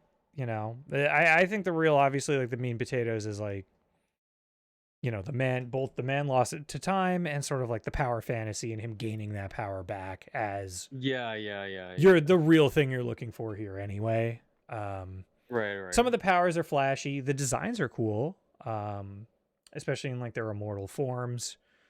How are the That's battle been scenes neat. or the action Yeah, scenes, rather? yeah. Like I said, the action scenes are like kind of whatever. They're kind of serviceable. They're Mhm. not like terrible, but they're also not great. In the Are the same way, like frames you look at the audio noticeable, or is visuals. it like pretty smooth? No, I mean it's like kind of noticeable. Like I said, they cheat a lot as Okay. well. It's a lot of like cheating camera angles Okay. and Yeah, like the yeah, yeah, powers. Like I yeah, said, yeah, like him yeah. moving so fast you don't see him. Shit like that. So Yeah. there are some powers that are cool though that they like kind of go a little harder for him like parting Uh-huh. clouds at one point and sort of like Marcus summoning like a ton of blood swords, things like that. Mhm. Um but yeah, so like it's not terrible, but it's also like this is not really a series where I feel like you're coming to it for action in that way. That said, I haven't Right. seen like the battle of like it coming to a head with Marcus, so I can't speak on that yet anyway. Mhm. Um, so yeah, it does kind of lead me to wonder like maybe that will be one where they really go all out with. But I think the focus is a little bit more on, like I said, the man lost the time and world building type stuff anyway. Um, Right. but yeah, I think that's been fun. I think the character interactions are really fun as well, so it kind of makes up for it. The audio is a little kind of crazy. I'd What have do to you go mean? back and listen to how many songs are in it, but like I don't know what the fuck is going on, but the music, the person who's doing the music for this is Tetsuya Kato, and he's done the music for like Idolish 7, Oh, all the okay. Doctor Stone, Shokugeki no Soma, and stuff like that. And a lot of these tracks, and Trigun Stampede, and a lot of these tracks are like, they're just like, oh yeah, here's a fight, and also like it's like all of these tracks are vocal tracks, or like here's a background track that's like a mellowed out like rap and stuff, and it's a vocal Uh-huh. track. Like there's Oh, so many no. vocal tracks. It's not I like think bad though he's either. too, It's like kind I of, think he's like full idle brained at this point. At that point, but that's the where thing. It's he's like like, some of it's yeah. like, oh, here's like the background like cyberpunk like hip hop track, and it's a vocal track, and Mm. it's like, why why is there so many vocal tracks? It's odd. Right. But it's not bad either. It's just like you start hearing this music and you're like, this series like The has composition is good, but it's tons like, of vocal tracks. why Like is it what? vocal? Yeah. Why Like is it wait, what? vocal? It's like, is this an insert song? And it's like, no. Yeah, What? exactly. Like wait, why? Wait, then why is it a vocal track? Um, Oh my but that's kind god. of interesting. That's kind of weird. But it's also not bad. So I I would say that's honestly one of the more charming parts about the series for me is the music. And being hit with stuff like that, and it's like, oh, okay, like this is definitely like a weirdly higher production for like music than there is for video for the visuals. So that's interesting. Right. Um, Yeah. but yeah, so that's been good. You know, just the sound design outside of that is fine too. Some good stuff. The character designs are really fun. Obviously, like there is certain characters that do look like the shitty cyberpunk like mishmash of a bunch of bullshit you expect, like a fucking, you know, an orc with like neon green hair and wearing like the cyberpunk jacket, stuff like that. Right. But it's not bad. It's not the end of the world. Seeing like some of that, like some of the garish looks. The main cast is pretty fun and like more subdued. A lot of like, you know, some of them might be wearing a suit. Velvet wears like a really shitty t-shirt and like tracksuit. That's the classic, like, oh, I'm a demon king, but it's like I'm in the modern world now kind of business. Yeah, he saw the tracksuit and was like, "My God, these clothes are so refined. Look at its Yeah. simplistic, sleek nature." Yeah. It's like all those like demon lore gets booted into like Hataraku Mouse-sama, stuff like that. You know what I mean? Yeah, It's like that shit. yeah. Except in his case, he's not like trying to be a bum. He just thinks that actually looks, you know, high class, and everyone around him doesn't have the heart to tell him that he looks like a Yeah, fucking exactly. bum. Yeah. But yeah, and then like I said, I think the highlights are things like the world building and character interactions so far. And, Okay. and like the visuals for the setting, some of the backgrounds are pretty nice. I haven't really noticed the like horrifically like anything like close to JC Staff's like normal antics with CG and horrifically bad backgrounds. Maybe I'm just like looking past that. Like I mean, it's definitely not like, you know, One Punch Man season 2 level, because there's no fucking way I wouldn't have noticed that. Yeah. But you know, it is possible that I've kind of just been way more focused on like the character interactions and sort of like vibe, like atmosphere of the world than I am of you know, what do you call it? Focusing more on that to like sort of like notice a lot of the cracks. There are certain like scenes like the big Marcus's like company building where you're like, okay, I can kind of like see what's going on here. But I do think that like a lot of the lighting of the backgrounds and sort of like the darker atmosphere of the cyberpunk setting anyway is probably masking a lot of that. Right. There was also notably like a mech suit fight at one point that didn't look like the mech didn't look like JC Staff like dog shit, where, you know, it looks like something, you know, there hasn't been a change since Was it JC CG? Staff Was it CG for CG? yes. Yeah. And so like it was better than They you would must have hired expect. Like it somebody, was probably. normal. Like so yeah, I wonder if there was like a subcontract for that. I haven't seen There had to be, because Wasn't I'm that pretty sure. I don't see any other like credits right now, but probably like JC Staff is late as Yeah. far as I had watched from like Index 3 was out here and it's like, oh, your fucking CG has not changed from 2008. Nice, good job, guys. But this looked competent. This looked nice enough in that aspect. So Mm. not Okay, bad that's pretty good at overall. least. Yeah. I guess like another like small thing was they made. I get like that even looked like better than you would expect was them like remaking fucking like a Dark Souls game for him to play on stream. So Oh, okay. I know what you're talking yeah. about. Yeah. Yeah. So that looked better than you would have expected too. So that was like kind Mhm. of strange, kind of interesting. Right. But yeah, it's I don't know. It's not a bad series by any measure. It's pretty fun. Okay. That's pretty good though. I guess overall, do you want to just wrap it up? What rating would you give it?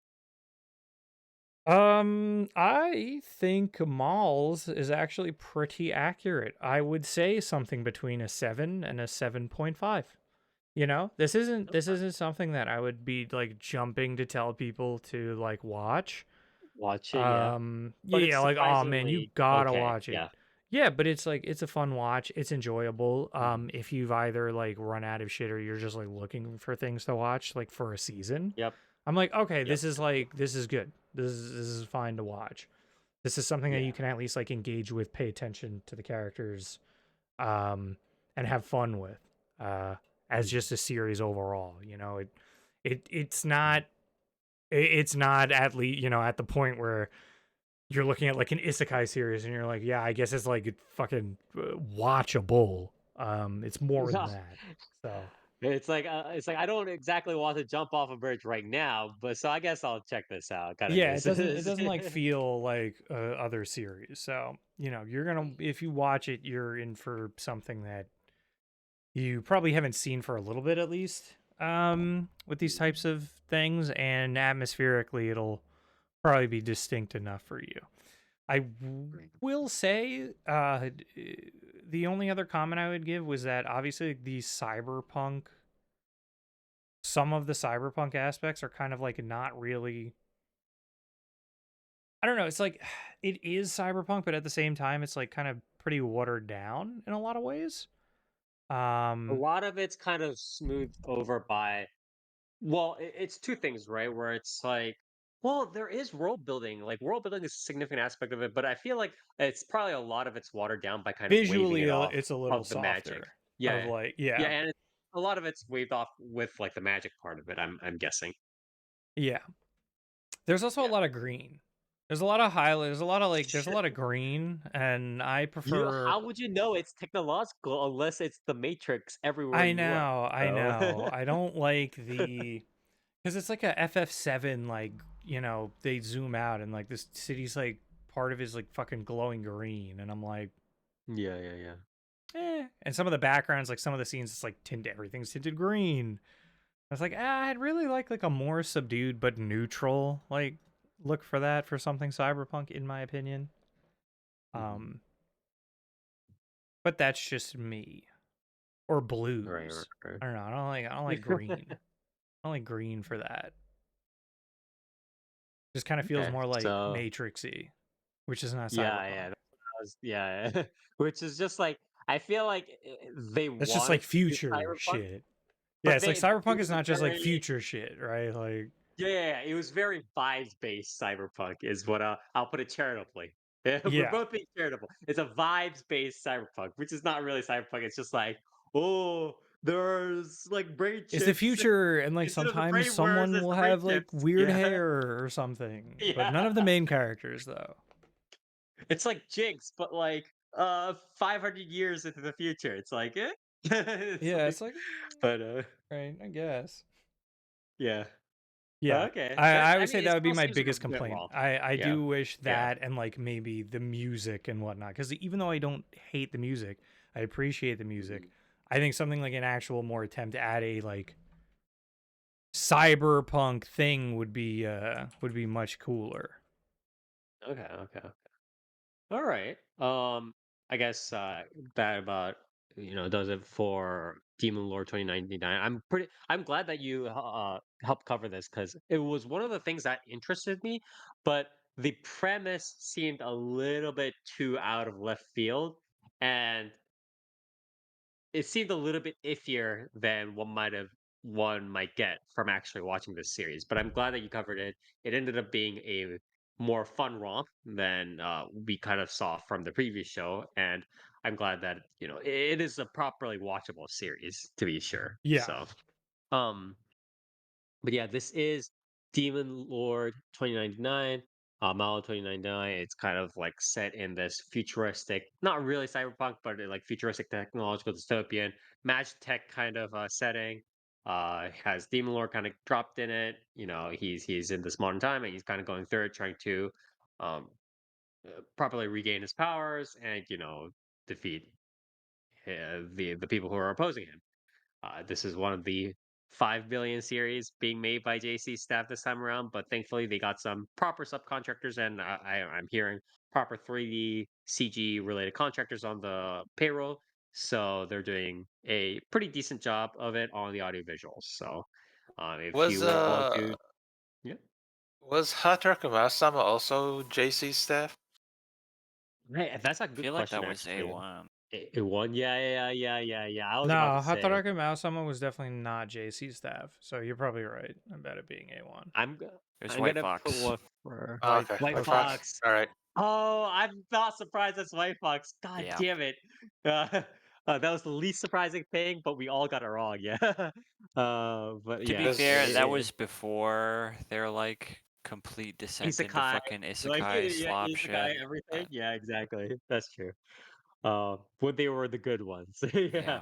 But yeah, again, thank you, Dark, for helping to cover Mao 2099. And if you guys want to check it out, please do when you have time. Again, it's a much better romp than expected from the cover art slash previews. All right, and I guess I'll be taking up the reins real quick here. I have one of the other Magical Girl series. We covered Nier helped cover one of the really good ones this season, Magi Lumiere, Kabuski Gaisha Magi Lumiere, also known as Magi Lumiere Magical Girls Incorporated. And mine, on the other hand, is Acro Trip. So Acro Trip is a manga original by Sato Yone. This is her first work um, in, I guess, as a manga artist. They got an anime adaptation this season by Voil Studios. So they've done a couple of other more works here and there, helping in supporting roles with stuff like key animation. They're a little bit more of an upcoming smaller studio. This is their first main production work as of this recording. I believe they have another one coming in 2025. But yeah, this is their first main, like, we are the main production studio. We are the main contractors here. Obviously, they're getting help from a couple of other, subcontractors and the like, but this is their stuff. So yeah, the staff is a very interesting staff. This is a super ragtag band of people. They come from various places. They don't actually have any real connections, as far as I know, before this. They're pretty much all collected from everywhere. Usually, what happens is like um, a director will be usually prolific and have their hands in like a bunch of other places before coming to like a random studio and like setting up their team, setting up shop, or they'll be like a core part of that beginning studio, right? So like usually a director, if it's there with Studio Voil, they'll have been a director from that place before for like all their other projects, right? Or like an episode director or something like that, right? Or subcontracted an episode director or subcontracted unit director, stuff like that. This is not that case. Not only is director, I think, pretty much new with Voil. I don't think they've worked with them before, but they also all the other kind of staff members are all from different places. They collected from different places, and it's not like the director and the series composition slash script person is part of like a previous team or anything like that. It's very interesting. The director himself, Kotake Ayumu this is his first main directorial work. Does have a lot of experience as an episode director and unit director in other works, but this is his first ever main directorial he's running the show kind of work. The rest of the staff, again, no real like connections in terms of like different series and stuff like that to speak of. So this is just like ragtag band of people from all over the place. Their experiences range from super prolific veterans. For instance, having Kamura Toshie as like character designer. He's done stuff everywhere. To kind of up and comers, we have some people who don't have as much experience, such as like Kawasaki Miwa as art director. They've done um, some work and stuff like in betweens and like key animation works, but not as full art director work. So it's a very interesting group of people. In terms of the voice acting staff, we have sort of three main characters here. We headed by I don't want to say flavor of the month, but currently pretty hot and trending younger voice actors and actresses. We have Minase Inori. If you guys have seen any anime, like on anime per year in the past, I want to say 5+ years, 5 to 10 years, you will probably know Minase Inori, right? Especially if you know anything about, say, ReZero, because she plays Ren in that fucking series. She does the magical girl in the series, Berry Blossom.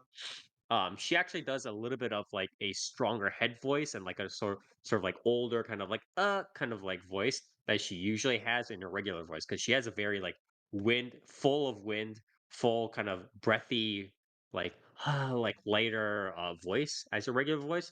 But she definitely uses like a stronger voice here, which is very interesting. It kind of almost masks her regular inflections. We have Itomiku. Again, you guys should know this if you guys have seen like any series in the past like 10 years. Doing as Date Chizuko, who is sort of the main protagonist of this story, just like a regular schoolgirl, kind of chronicling what's happening. And we have Shimazaki Nobunaga. Again, you guys should know who that is. He's done a lot of protagonist and supporting roles in the past X years, as and he does the villain role in this one, Chroma. And in this one, he does slightly like lighter voice than usual. It's like a very younger, like, oh, intelligent. I'm like Ozymandias in like Watchmen kind of voice. It's similar to that of like a Kakihara Tetsuya doing like Jin Kisaragi in Blaze Blue, or like Kato Masayuki doing like the smarter like villain voice. It's a very lighter voice. One that I'm not kind of used to hearing from Shimazaki Nobunaga, but it's very interesting how Minase and Shimazaki both have these different inflections for this series. They're buffet by supported by a kind of generally veteran crowd of who's taking up these like supporting cast roles.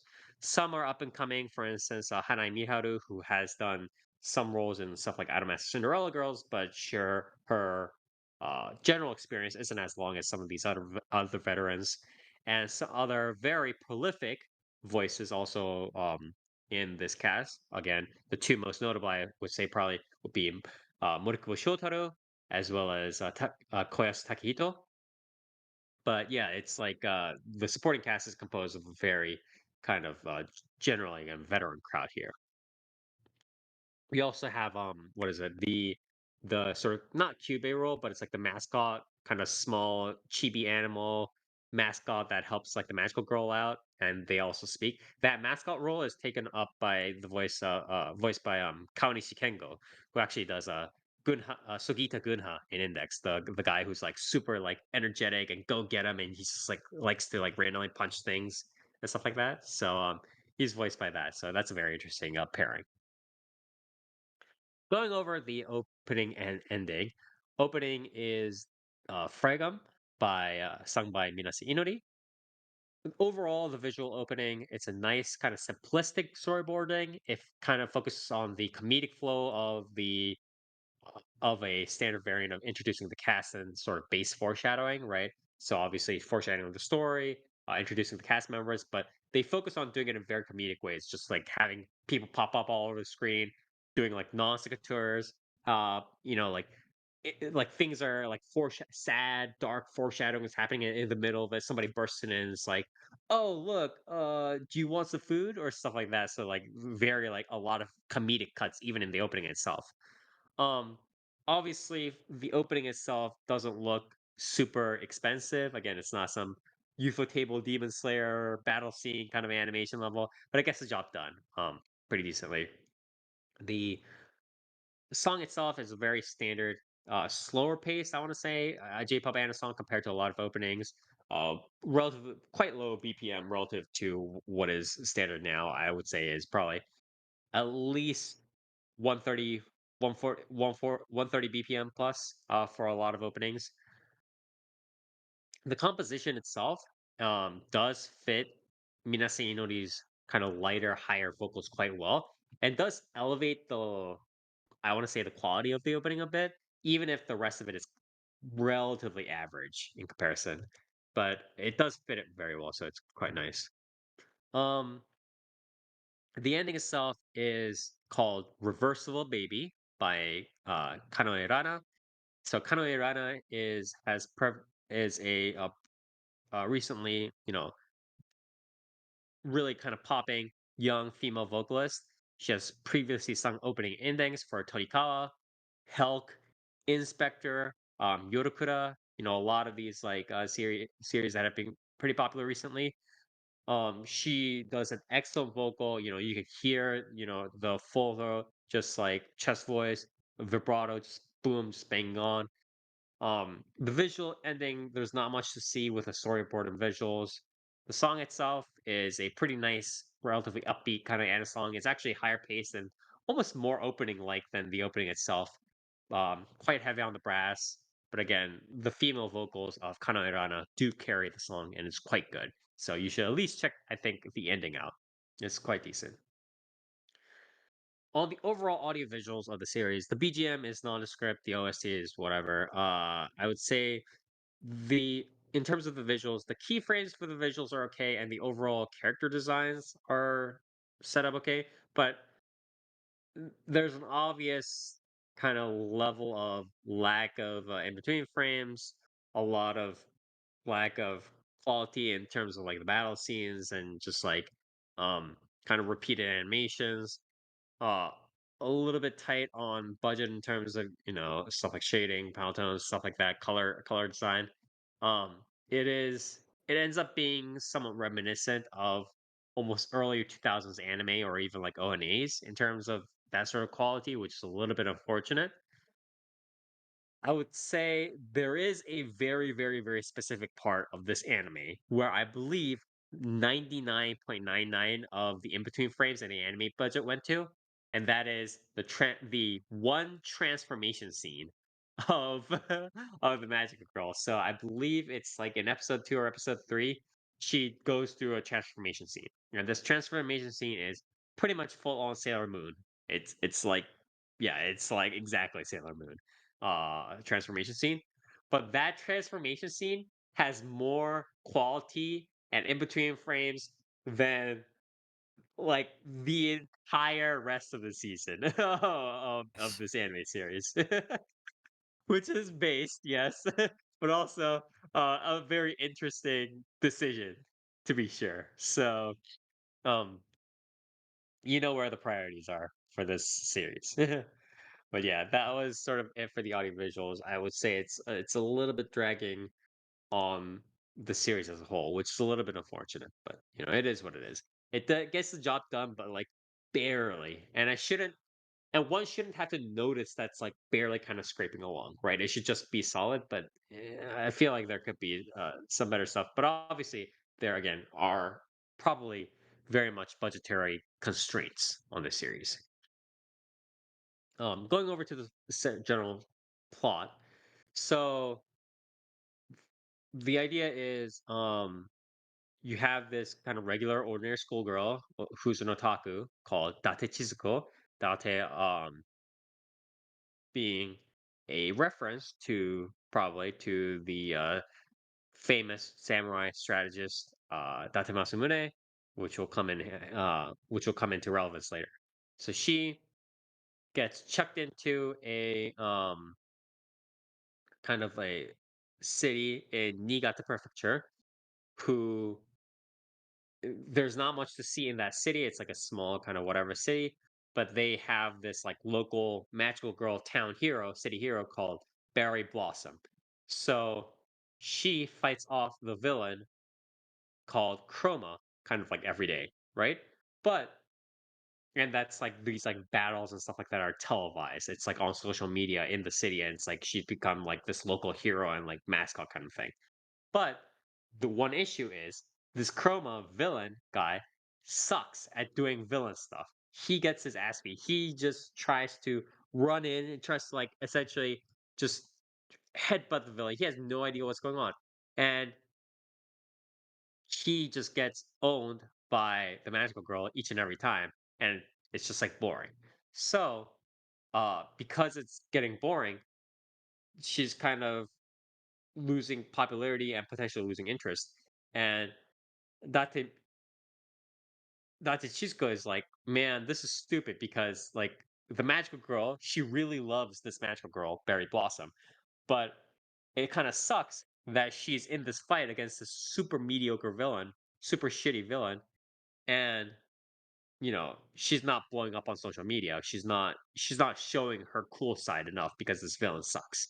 And so the villain kind of catches wind of that. She kind of overhears her and tries to lure Date Chisco into becoming one of his generals, into becoming his tactician to plan out better ways to be a villain, right? So the way he like convinces this otaku girl Chizuko, who also really likes Berry Blossom, the magical girl, is that hey, if you work with me and make me more powerful, then I'll be able to have more exciting fights against Berry Blossom and this magical girl. And by having more exciting fights against the magical girl that you love so much, you'll be able to kind of see her in all of her shining glory in these like exciting, you know, seat of your pants, just like almost like life threatening, just like super thrilling magical girl battles, and you'll be able to have fun too. So obviously, Chisco uh refuses initially because she doesn't want to be a villain, right? She doesn't want to do bad things. But then as time goes on, like she kind of gets caught up in these matters and she meets up with more and more of the cast and wacky hijinks ensue is sort of the TLDR. So a lot of this is two things. One, it's like a very implicit meta series. So there's a lot of this talk where it's like self-referential where it's like talking about the good parts, quote unquote, of watching magical girls, right? Like why do you watch magical girls? Well, it's to watch the fight. Is it to, why do you admire these magical girls, stuff like that. The villain himself actually also likes the magical girl, but he likes getting hit by the magical girl. He actually is outed to be like a masochist, right? Stuff like that. Uh, Magical girls can only use magical girl magic powers in the presence of the villain for some reason, right? And against just regular people, she can't use her magical girl powers. So stuff like that. That's a little bit more kind of like self-deprecating, self kind of like meta in terms of like the magical girl genre. There's a lot of that. Beyond that, it's almost entirely like 90% of the series is almost entirely comedy focused. So there is this undertone of, oh, this otaku girl is helping the villain, and the villain is fighting against the magical girl, and the magical girl is kind of, getting used to fighting the villain and learning more about what the villain is all about and what this otaku girl is up to and stuff like that, right? But on top of that underlying current is just a jam packed full of just comedy focused stuff, and that seeps into the story as well, right? So you'll have stuff developments where they're fighting and the girl is maybe hatching a plan for the villain to use, right? It's like, hey, villain, why don't you try kidnapping XYZ and then threatening the magical girl with it? If you abduct somebody, you can use them as hostages to threaten the magical girl with. And so they try to carry out that plan, but stupid things happen where get interfere that kind of get in the way of their plan, right? And in the middle of it, the villain gets comedic and foiled once again, and they just fly off into the distance, Team Rocket style or whatever, or they fail.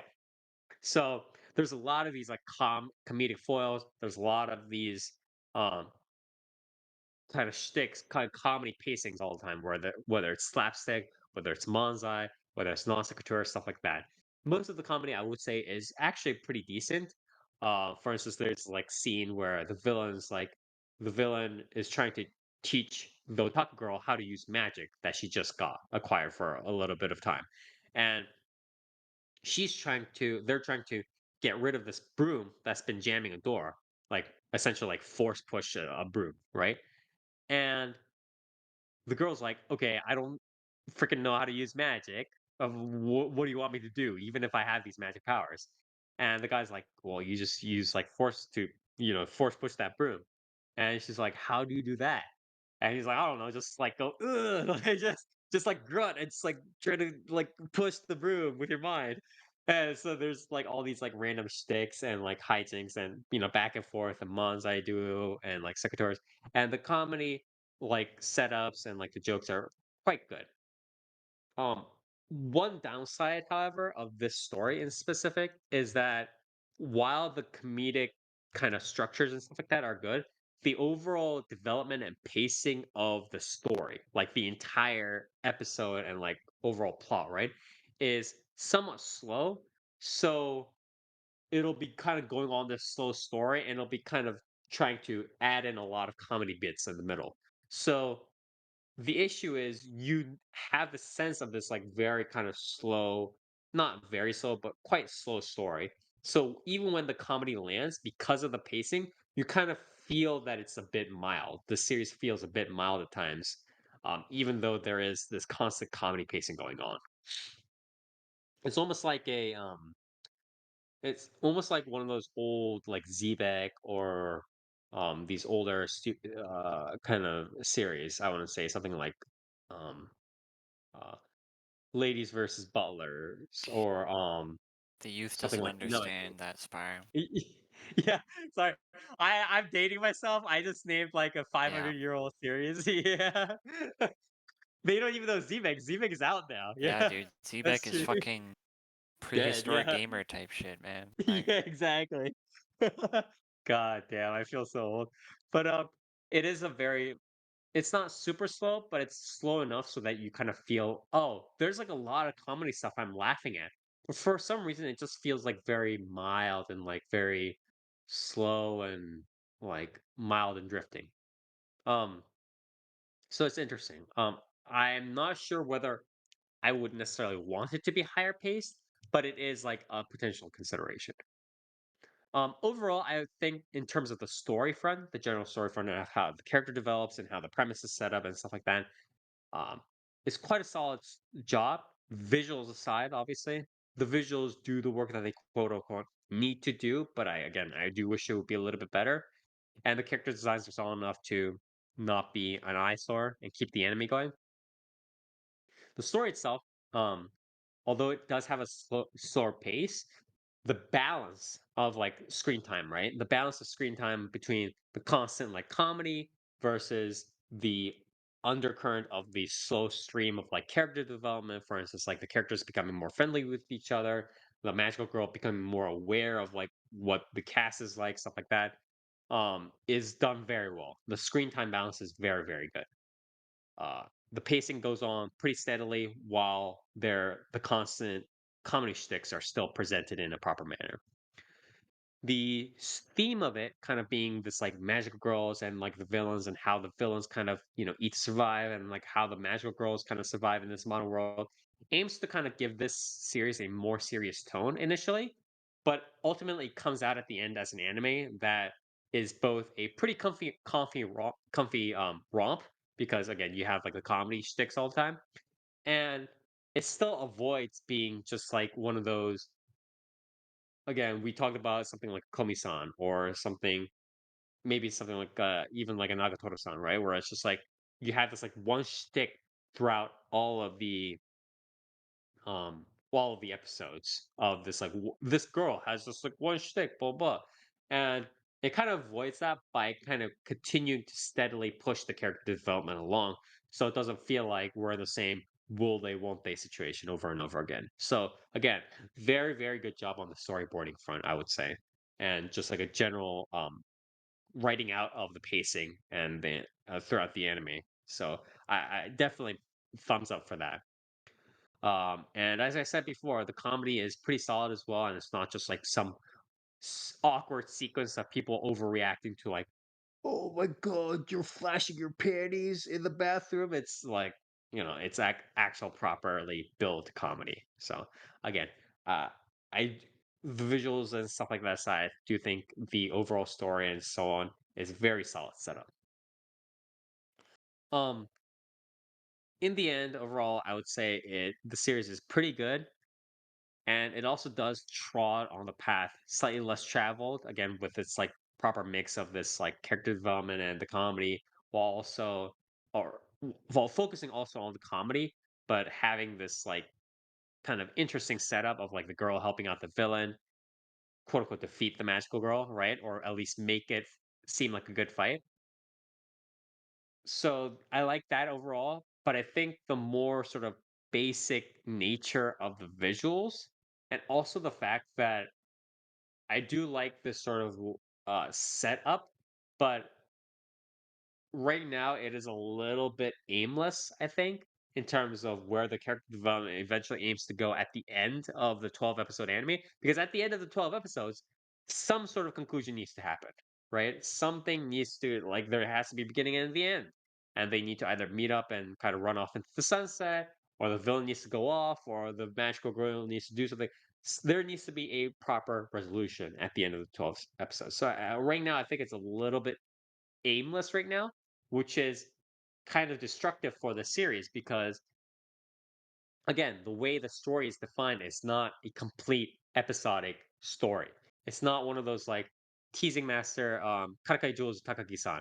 It's not like a Komi-san. It's not like an Ahane-san kind of thing where you can just have the same episodic stuff one after the other, and at the end of the 12 episodes, they're like, "Oh, later on, we had in the future we had more fun days at the club." That's not how it works because there is this constant character development. So there needs to be a beginning and there needs to be a proper ending resolution. So I think it kind of seeming aimless right now is not helping it. So that and the fact that again the visuals are relatively basic prevents the series from becoming a super kind of top-notch series. So ultimately, while it is a good series and I do think it's solid, I will ultimately have to give this series a 7 out of 10. It's pretty solid. If you like magical girl stuff, and if you want to see a magical girl series this season that won't, disappoint you necessarily, I think you should check this out. I think it's quite nice. I don't think it's good as Magi Lumiere. Magi Lumiere is a quite a good series. But I do think this is a nice series to watch as well if you like magical girl series, or if you're okay with magical girl series. I think this is an okay watch as well. So please do check this out. But yeah, that was all I had. Again, this was Acro Trip by Sato Yune, or original manga original by Sato Yune, anime produced by Voil Studios, alongside obviously their subcontractors. Again, I think it's pretty decent. So if you have the time, please do check it out.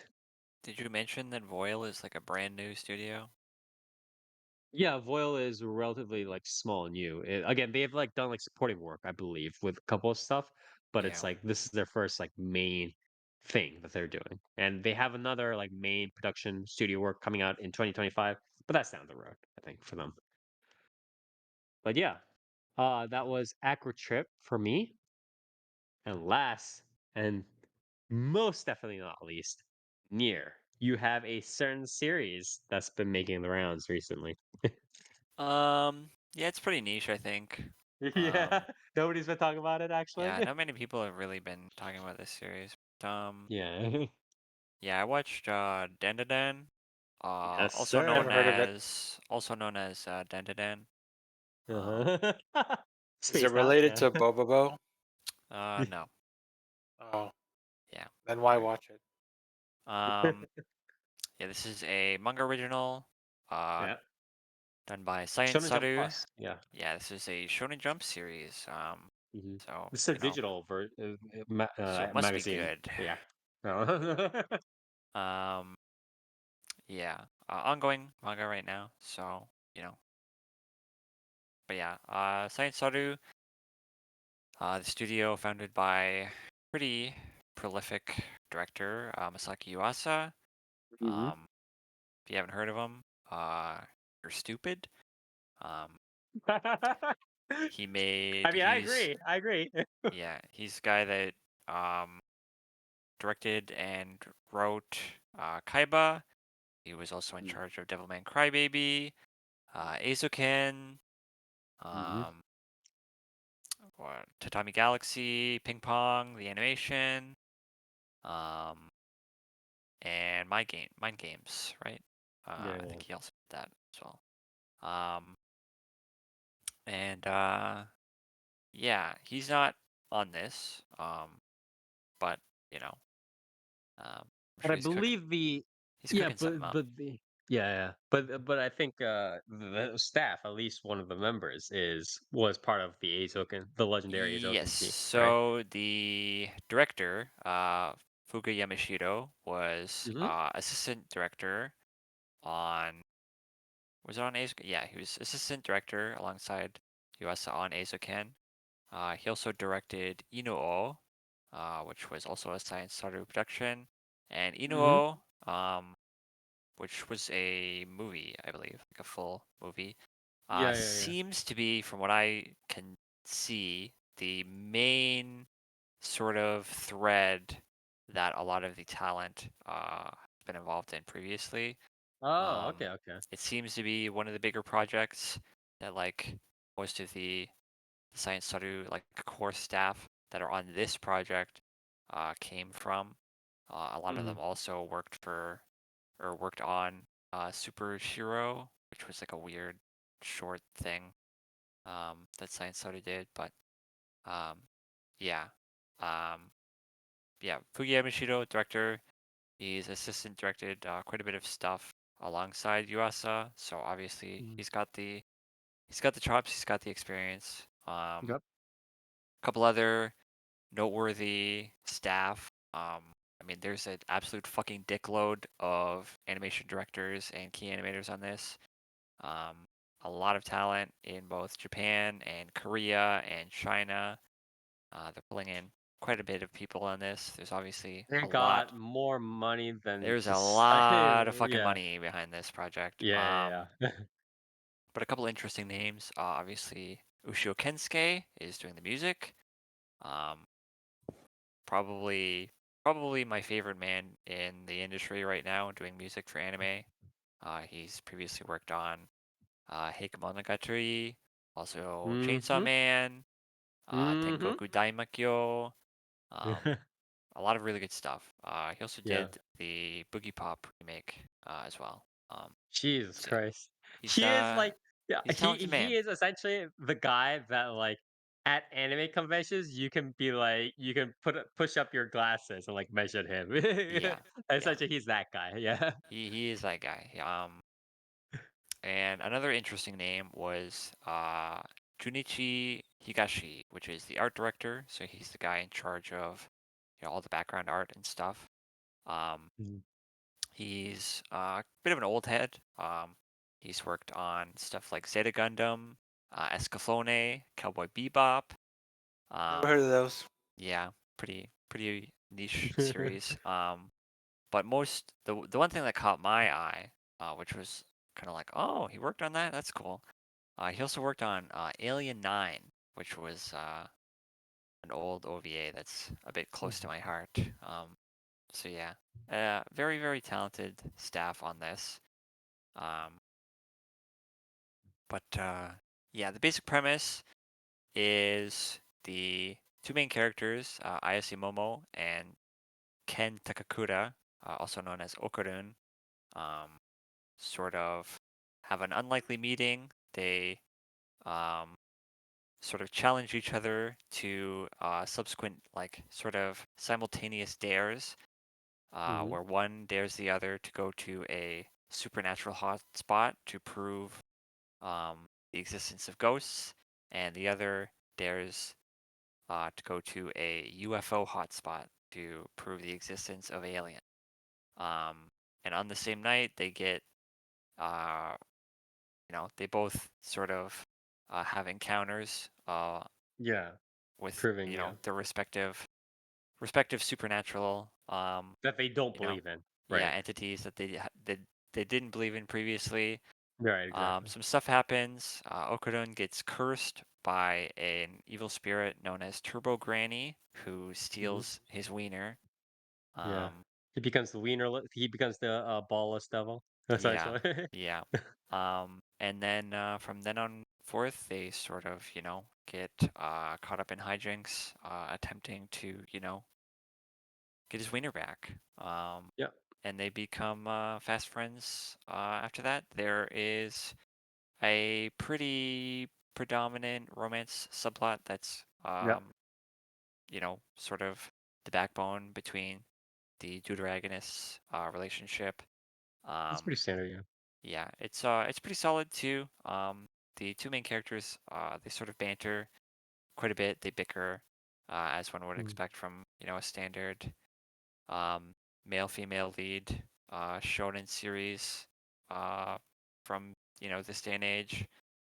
Um, it's worth noting that there are like later on down the lines there is a supporting female that sort of acts as a uh, love triangle kind of thing.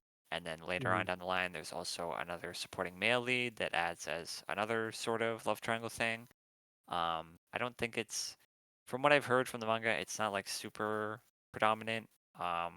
But there was a sort of viral like interview snippet that went around Twitter not too long after the anime premiered, where the original manga author, um, apparently his editor, uh, upon reading like the initial drafts for the story, was like, "You have no idea how romance works at all." And he forced him to read over 100 shoujo manga. God, like. Yeah, I like so the solution is also to yeah, force it to read not shoujo great, not manga. really the best solution, Yeah. but Oh my god. beggars can't be Yeah. choosers, I suppose. Yeah, I feel like Yeah. it's more so you don't know what sells, more Yeah, so than like. Yeah, yeah, yeah. but That's what he was trying to. But it's like, yeah. yeah. The story's pretty good. I think the characters are all done quite well. It helps that the voice cast is, quite talented. There's Yes. a lot of comedic banter. Um, a lot of, it's pretty standard shonen fare, right? A lot Yeah, of yeah, yeah, comedy, yeah. a lot of slapstick stuff, a lot of action. I Um, think Wakayama Shion got like a lot of highlight this time around because she's acting as like the main heroine, right? I believe yeah, she's she's she's maybe. Momo. And Momo Yeah. is sort of I guess, Gyaru-esque, bit of a delinquent, you know. Yeah, Um, brash. Yeah. Furio yeah, kind of. Yeah. and she does a really really good job. Yeah, yeah, yeah. Wakayama Shion, she previously did what's this bitch's name? The tan girl Yakishio and like Lemon, yeah, the brown girl yeah, yeah, from yeah, yeah. Makine.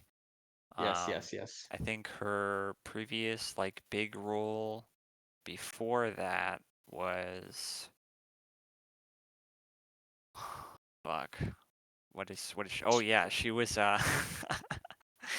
she was I in what is this called again? Tsukimega. Um Oh, okay. I yeah. think I know what you're talking. So, you know, The thing is, she does like these kind of Genki, kind of younger voices very well. Again, she's a much younger voice actress, relative, right, to the general age yeah. herself, Yeah. and her kind of her being able to kind of burst out this like more energetic voice almost reminds me of an Ayane Sakura, right? Because obviously Ayane Sakura does nowadays do more of like the girlish voices, like the standard girlish voices, and a lot of like kudere voices. But when she was younger, right, even just a couple of years back too, she used to do a ton of younger boy voices for stuff like kids shows, right, like um like beat 'em on or whatever it is, like the fucking like younger robot kind of series stuff like that. Yeah. And um she does a lot of like these screams and stuff like that. And I think Wakayama is similar in that way, in terms of being able to kind of belt that voice out. Yeah, I think this is probably her first like big role that kind of shows her Really put her into the spotlight. Yeah, yeah, it also shows like her um range. range. Yeah, that's what I Yeah, was yeah. looking for. Because like previously, like even in Makine, like yeah, she was voicing the tomboy character, but it wasn't really like it was mostly kind of just like I feel like her role in that show was kind of just like etchy bait, right? So it Yeah, was yeah, mostly yeah, yeah, being yeah, like yeah. kind of demure, a bit spunky here and there, but like here she really has the opportunity to like, she really can belt out the groans, the eye rolls, the sort of lower voice that Momo has, Mhm. alongside the shouts, the screams, that come with a lot of the fights and stuff. Yeah. She does a really good job for sure. Nier, you Um, can't say demure anymore. why? The TikTok generation loves the word demure. Okay. I don't know what that means, but sure. I'm gonna keep saying it, regardless of what people think. So, but yeah, Okudun is done by Natsuki Hanae. He's doing standard, um, male protagonist voice that he pretty much always does. But he's got really good comedic timings, so it helps quite a lot. Yeah, yeah, yeah. Um, it is fun that Okudun as a character has this sort of uh, the shonen sort of power that he has where he transforms and becomes a super badass awesome dude to Mhm. fight. Whenever he transforms, he turns into a very sort of um, nihilistic, sort of depressed downer dude. Um, Mhm. and his sort of vocab kind of takes a sort of slang bent to it. He does a pretty good job with it.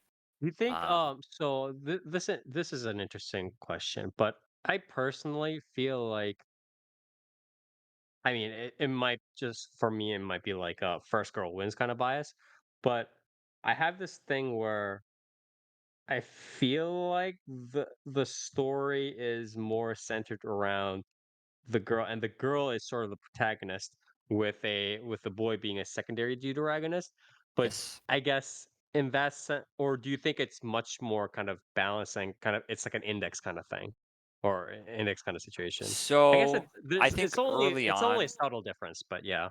yeah, I think early on it's pretty balanced. One Hmm. thing I did like is that for the first 5, 6 episodes, I No. did have a sort of thought in the back of my head where I was like, I feel like this is one of the few series with a deuteragonist where like Hmm. the story is actually like being told from like both characters' perspectives, Yeah, right? Like it's they balanced. actually Again, it's have like an like index kind of thing. yeah, they Yeah. actually have like an even amount of screen time. Hmm. Both their motivations are being displayed, You're right, exactly. prominently on screen. Yeah. I do They're hear that equally weighted. Yeah. yeah, I do hear that like right now in the manga, it is like Momo is effectively the main character, and Hmm. Okudun is a bit more of a like side character. Yeah, yeah, yeah. But I hear it does sort of bounce uh between them depending on like what arc is currently going on. So Mhm. it from what's in the show right now, it's very balanced. But from what I hear later on, it sort of ping pongs between them, which is interesting. But yeah, it does feel like a very balanced sort of deuteragonist scenario right now, which I like a lot. It's not Yeah, something yeah. that you see very often, right? Because like I do, and I usually, think it also kind of how do I say this? It mutes the negative value of the potential negative reception of a standard romantic subplot a little bit more, because it's like the girl is there and the girl is kind of doing the stuff, and then the romance subplot kind of comes to her instead of, or the romance subplot kind of develops kind of more naturally from there, or at least it feels like that. Whereas, I feel like, I'm not sure how quote unquote like woke this is or whatever the kids like to say, but it's like if Okarun had been more of like the definite focus in the series and continued like that, and then it kind of became like the girl's like, "Oh, I have my own occult problems as well, but I guess I'll join you along for the ride." I feel like it would have been a much more bland romantic subplot, something that we've seen much more before, and not that interesting. You know what I mean? So Yeah, I feel like the way it's set up right now is that like both yeah, characters very much have the agency to pursue, whatever it is they're pursuing, yeah, but they're equal also, partners. Yeah. yeah, like the romance feels like a very much like an equal sort of tug of war between the two deuteragonists, right? Like, Mm. I don't know how far up along you got, but I forget what episode it is. It's in. I think it's like 5. But there's a scene where they're at school, right? Mm. And they're in different classrooms, right? So when like when the lunch break happens, they sort of go to look for each other, right? And because the hallways are busy, they end up missing each other, right? Mhm. And they end up, it's sort of this, you know, bit where, as they're thinking of like, where could Momo be or where could Okurun be, they end up missing each other over and over and over again, like wandering through the school, right? Right.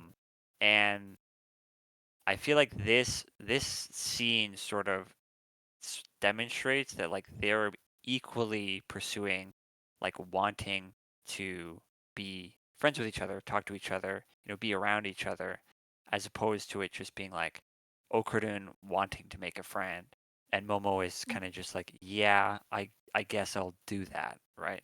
It's Yeah, it's it's like, "I very guess much I'll like come they along for the both, ride, and you seem like a cool, manly guy." It's not yeah, really they like that. both Yeah, want to be friends with each other. They both want to see each other, yeah. right? And they also Um, have their own, like, fucking interests, and it's not just like even when for instance, like in a harem isekai, right? Even when they say a girl has these, that, and those likes, right? Like, for instance, like the blonde elf girl likes cooking. It's for like a very niche like segment, yeah. but in this one, Momo and Okurun both have very defined interests and like a set of proper organic likes.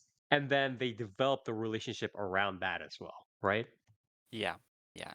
If Yeah. it's a really good balance, I think. It's done Yeah. quite well. But Near, have you mentioned the most important thing? What Who's stronger? in terms of what? Mm. Who's stronger? Who's moves? Who's stronger, Near? In like combat, in like Oh yeah, battle? Combat. it's always about Um, combat. so Who would win in a in fight? I mean probably Momo, because she's like fucking Xavier, dude. But Yeah, she actually has like psychic wave powers now or some shit like that, yeah. right? So Um, but yeah, I it is like again speaking like that is actually a good question because like the balance sort of thing actually transfers over into like when they fight as well because um in a standard shonen, right, the main character, the main dude, right, he gets the ability to transform, right, and like that's kind of it, right, like it's like, oh, he transforms, the battle is over, right, like that's like, mhm, he transforms, he beats the monster, the day is saved, right. But in this it's like Okudun has the ability to transform, but it's sort of mhm, initially set up pretty early on that he can only do it in like really short bursts, and he can only go like quote unquote all out 2 times before he literally can't even move, right? And so they kind of set up this dynamic where Momo's the one that kind of has to like fight, and then Okudun's kind of the one that has to like deliver the finishing blow, right? Mhm. So they're It's like hey, Okaru's kind of in like a Rock Lee situation here. He can't yeah, release the gates all the time, right? yeah. Yeah.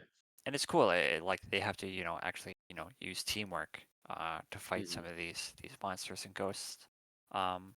It's cool. Um, So it's like End of Eternity, where where you deal what is it?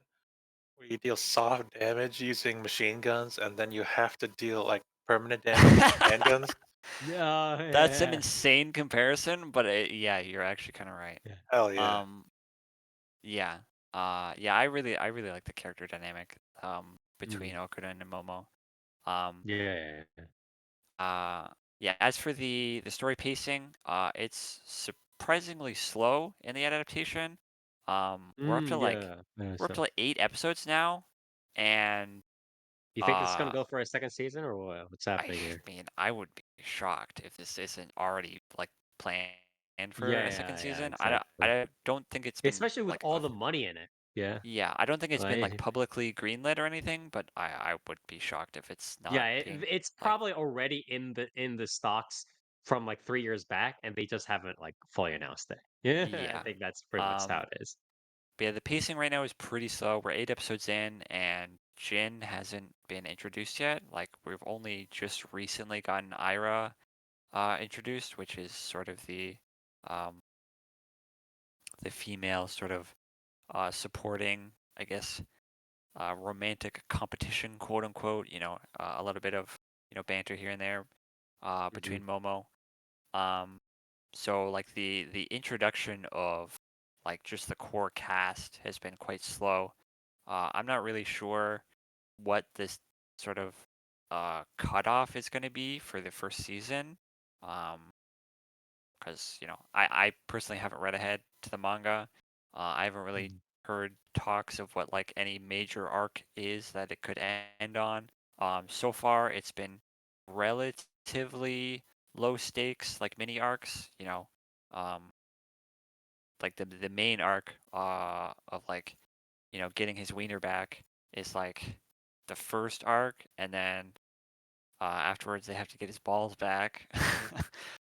Which is the second arc, I guess. I don't know if maybe they end on he gets his balls back, and then they sort of transition to maybe a bit of a monster of the week format. I'm Yeah. not too sure, but No, near I near he The saw has carrot to and the the I stick is that he can get bigger. Okay, yeah, near think true. about it.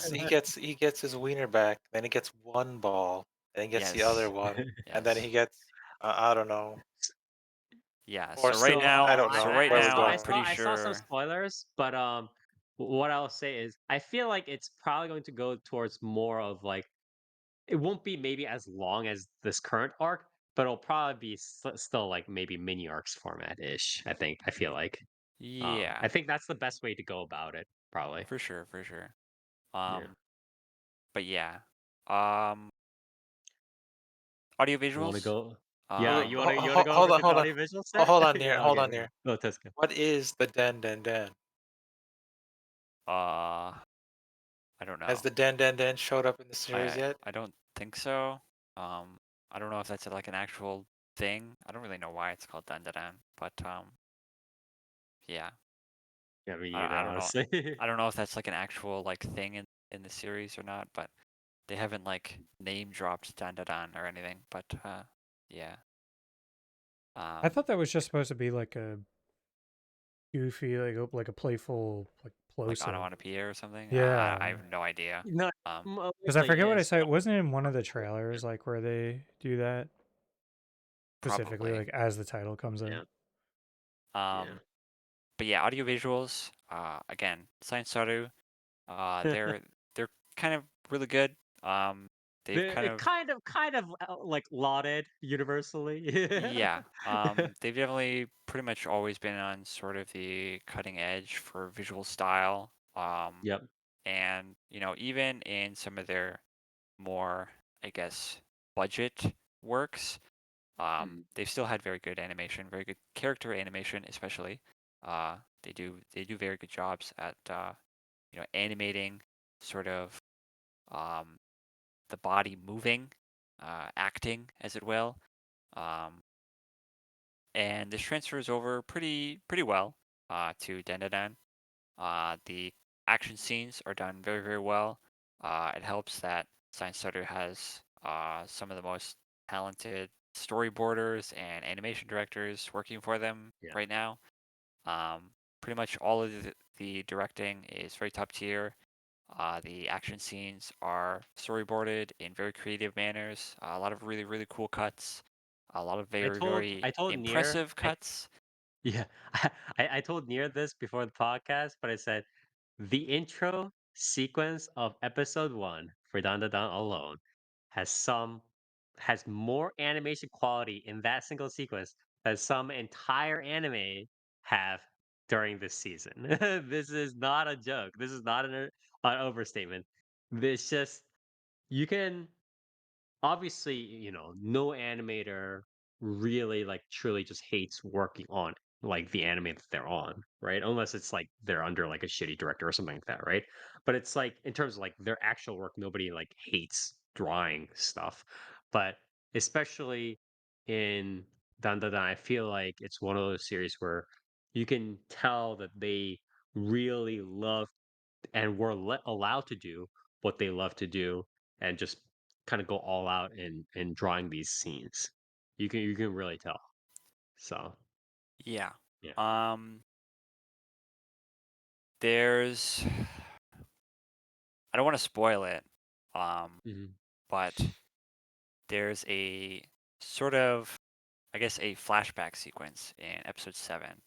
And the way it's directed, there's a sort of cut. All I'll say is it's a sort of flashback scene of a a character who was a ballerina, right? Mhm. And there's a cut in it that is this sort of montage, sort of, over the course of time thing. And the way they do it is this sort of spinning camera. And then as the camera spins, like time passes, the characters throughout the room, um, are doing things. And so, it's just such a well directed, like well storyboarded sequence. Um, Mhm.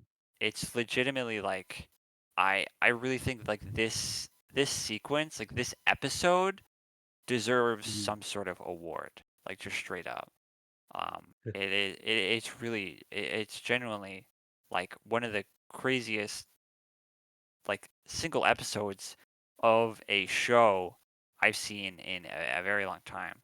It's like Uh, it's like it's like Welcome to the Ballroom wants that sequence essentially. yeah, it helps that it's also one of the most like emotional episodes in like the entire show. When I watched this episode, I literally cried like a fucking baby for like 30 minutes afterward. Like it was legitimately gut wrenching.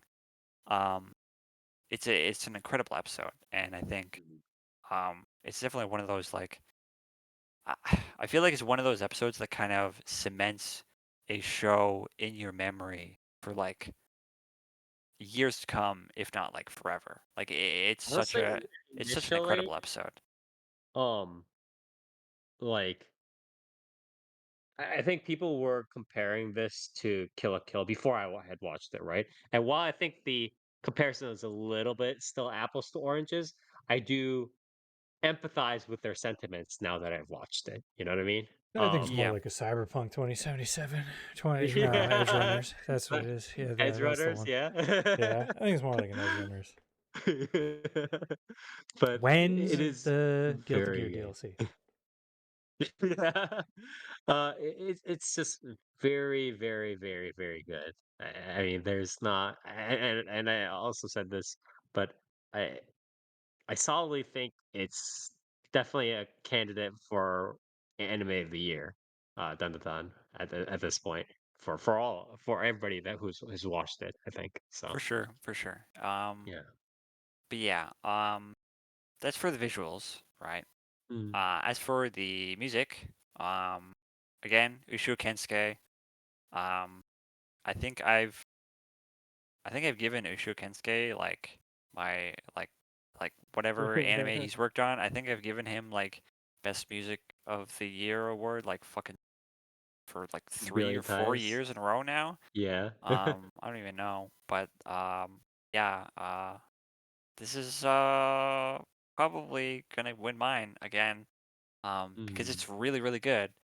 There's a lot of really really creative, inventive tracks in this that sort of pop out to you, but they're not like intrusive. You know what I mean? They don't Right. take you out of the viewing experience.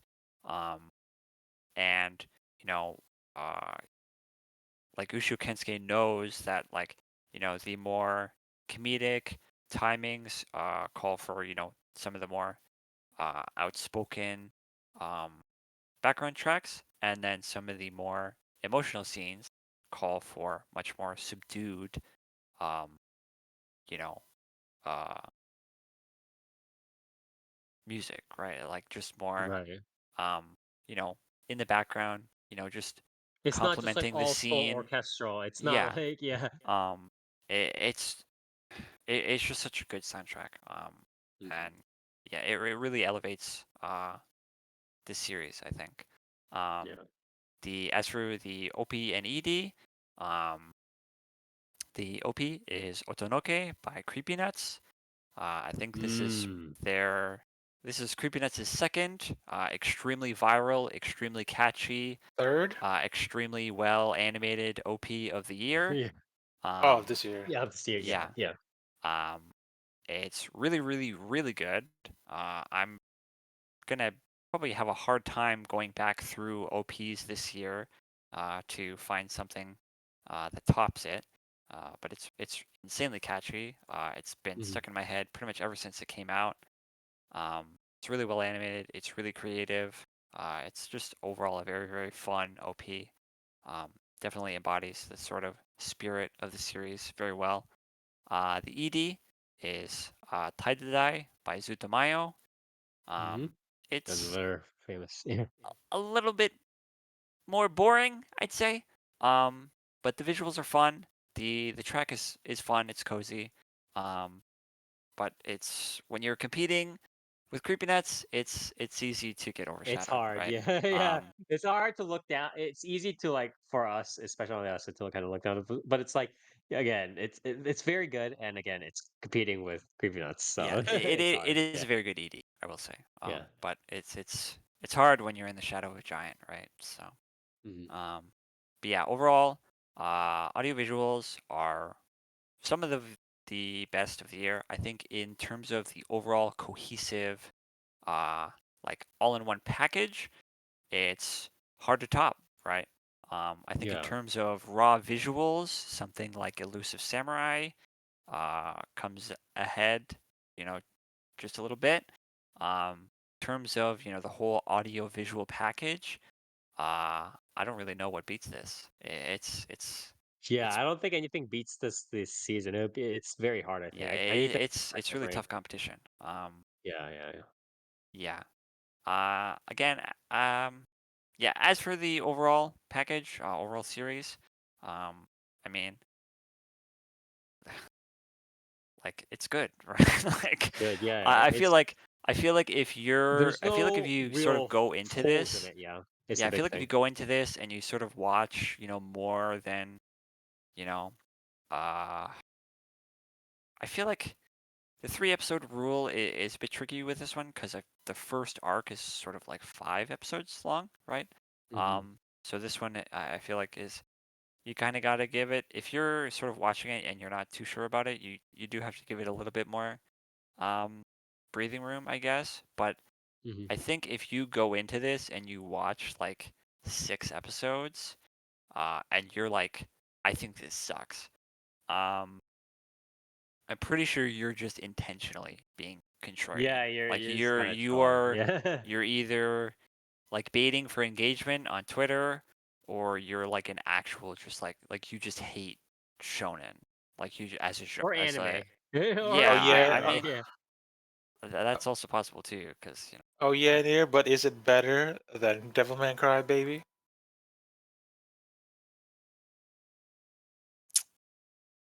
Got see you there. that's really hard because I like Devilman Crybaby a lot. Like Devilman Crybaby is really good. Is this the Devilman Crybaby of the new generation? Um, I mean, maybe. It is really good. I think it's definitely neck and neck with Devilman Crybaby, for sure.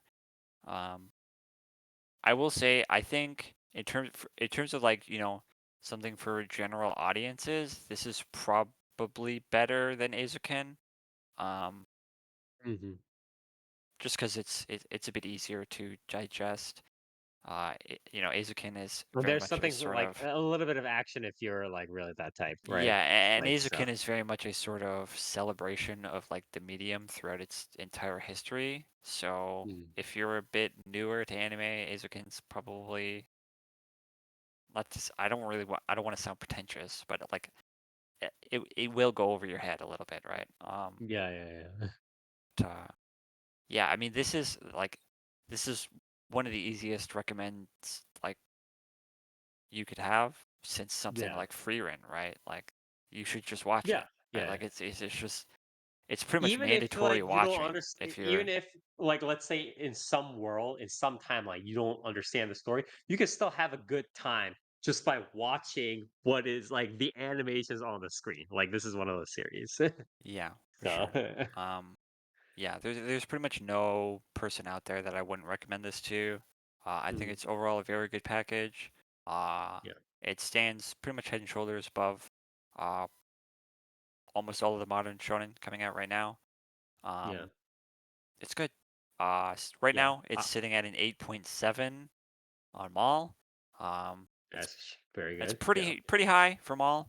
Yeah. I still I think don't I don't think I've heard anybody on online like even just really properly like doing an actual criticism of it, right? I'm pretty sure it's almost been universal in terms of praise yeah, pretty for it. much. Again, I think the only people that are like, I hate Dandadan are people that are like, Farming. yeah, they're Farming. farming engagement bait, or um, they're like that one dude I saw on Twitter where it's like Blue Lock should have gotten this animation Oh instead, and it's like, yeah. what are you talking about, man? Dandadan didn't Um, deserve the Sakugs. It's like, yeah, brother, what are you talking about, like man? you're just like a weirdly like bitter person.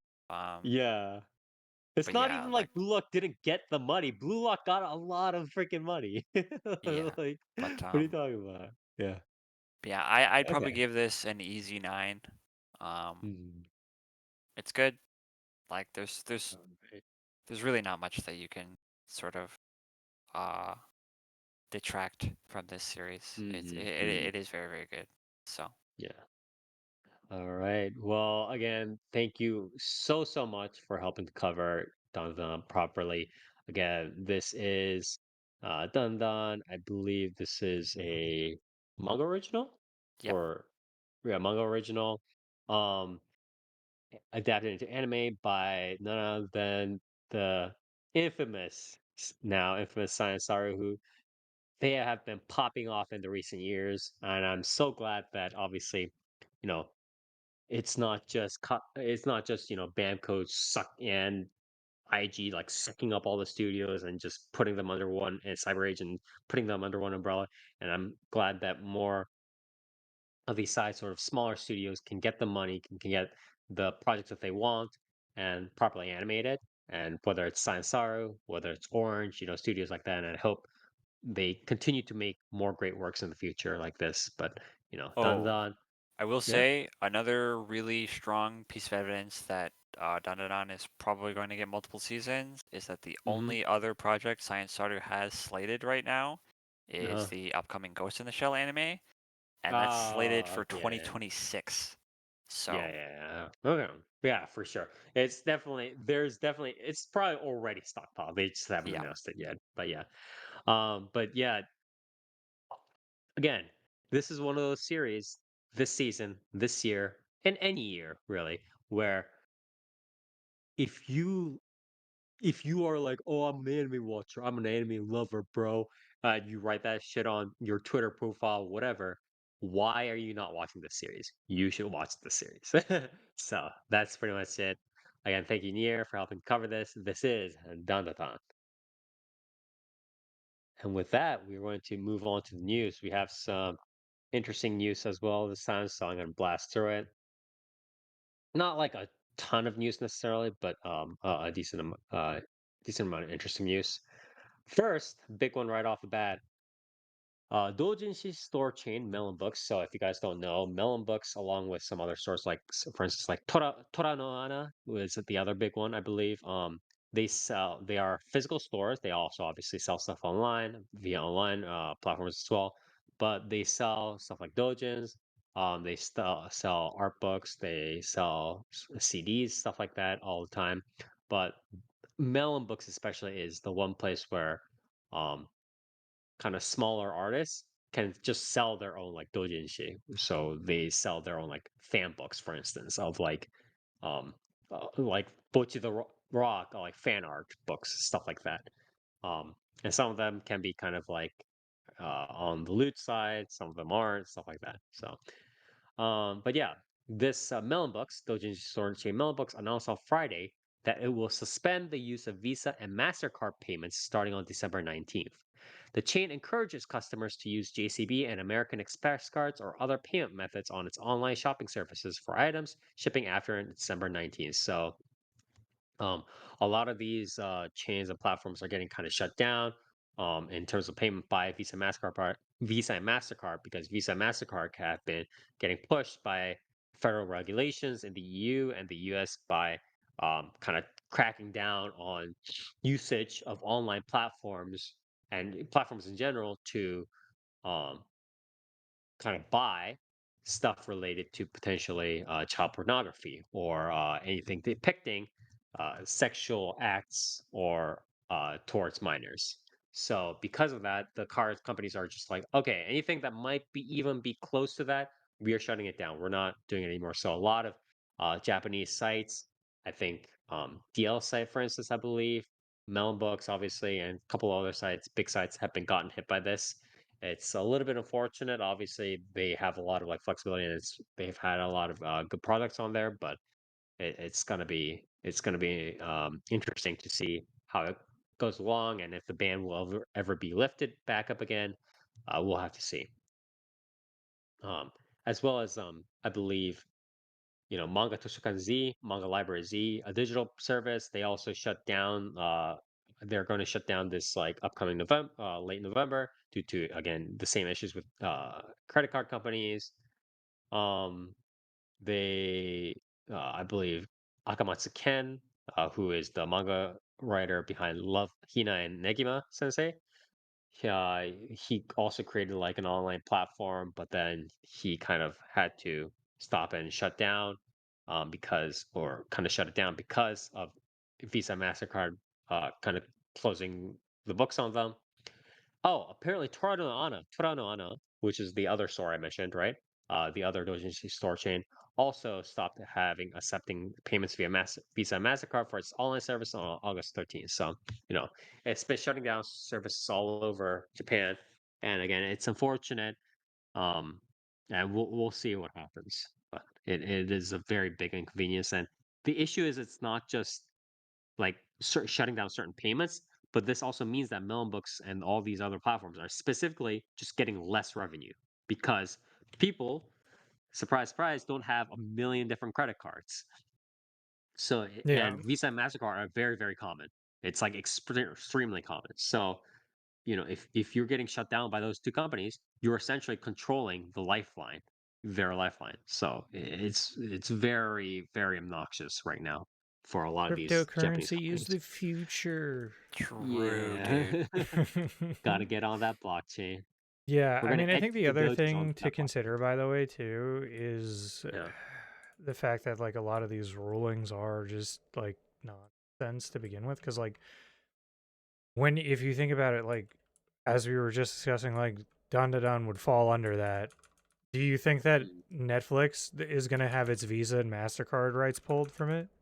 Do you think they're going to turn around and be You're like, "Oh, I'm having sorry, Netflix, kids in actually. a romantic I'm sorry, you relationship? actually What's happening have, here? I mean, you actually have the character in the beginning, like, she's stripped in a UFO. So, like, you can't use Visa card or MasterCard anymore on Netflix. It's like, Yeah. yeah, that's not happening. So, Yeah. you know. But yeah, next piece of news here. Speaking of Akamatsu Ken and his platform, manga artist and now politician. So he recently, not recently, in recent years, I believe, he delved into politics when by trying to kind of fight against Japan's copyright law and stuff like that. So he became a politician to fight against that and to give revised changes to Japan's copyright laws and regulations. And so Akamatsu Ken now was appointed Parliamentary Vice Minister of Education, Culture, Sports, Science, and Technology, as well as Parliamentary Vice Minister for Reconstruction on Wednesday, November 13th, as part of an emergency cabinet meeting of newly elected Prime Minister Shigeru Ishiba's second cabinet. So there's this. If you guys don't know about the politics, geopolitics of Japan right now, there's been uh, a kerfuffle, I believe, is the technical term for it. There's been a lot of chaos and restructuring due to um, Shigeru Shigeru Ishiba, current prime minister, the newly minted prime minister of Japan, not properly having enough support to create a ruling coalition. So there's been a lot of shuffling around. But yeah, um, Akamatsu, who is part of the sort of cur- still currently kind of de facto coalition, although they are not the ruling coalition anymore. They are the de facto conservative liberal Democratic Party (LDP) Jiminto member. Akamatsu is a member of this conservative party. He was the first manga creator who won a seat in the House, Japan's House of Councilors, which is the upper house, sort of like the Senate in the United States, and the National Diet. So yeah, again, he's been fighting against copyright, like freedom of expression stuff for a while, trying to warn against people about how copyright laws would potentially hamper people trying to draw like dojins and stuff like that. So um and also kind of arguing against bills banning explicit anime, explicit manga, stuff like that. So he's fighting the good fight, but we'll see how it goes. And last piece of news, and this is, I think, the news that everybody has been talking about in the social media sphere recently, and we have to talk about it too, although longtime viewers of the podcast will know that it is a surprise to none of us because we've been talking about this sort of news for 8 years now, right? In year, Dark Toast. We've been talking Fortunately. about this sort of news for too long in the anime industry too, not just like in general. But Reuters reported on Tuesday that Sony is in talks to acquire Kadokawa. According to Reuters' two sources, quote unquote, familiar with the matter, the talks are ongoing and a deal could be signed in the upcoming weeks. Sony already has a 2% stake in Kadokawa and a stake in its subsidiary From Software. Oh Blah no, blah. my Dark Aniplex. Soul or my Bloodborne that Yeah, they're my not Dark using. Souls. Yeah. uh, Aniplex is a subsidiary of SME or Sony Music Entertainment Japan or SMEJ. Blah blah. Animation Studios, A1 Pictures, and Cloverworks are subsidiaries of Aniplex. Blah blah blah. Obviously, recently Sony's Funimation Group, the localization company, also completed its acquisition of Crunchyroll. Right. I believe they bought it from Warner Bros. As well. But yeah, blah blah. You know that No means fire. decision. What? What? What? Trolled. Huh? You just got What? fucking trolled, dude. What the No, fuck? it means no. It means more VTubers are going to appear in anime It was Sony. nowadays. Oh yeah, it's Sony. Yeah, Yeah, you know that one you like? She's gonna get a second one. Near. but yeah. Anyways, um, God, the toast broke my flow. Anyways, Dude, they're going to put Lego um, Halo in an anime. True. yeah. So Is the Kadokawa Minecraft again. move? Do you think there's gonna be a Minecraft anime now? Minecraft I is don't know. Microsoft. Yeah, but Kadokawa, by the way, is not just one of like a publisher. It is one of the biggest publishers in Japan, alongside the other a lot of Shogakukan, Shueisha, stuff like that. Oh yeah, name 3. It literally just named three. Name 3 different ones. But they're only like There's not four. that many, man. Yeah, but Kadokawa also obviously alongside again the other companies in recent years have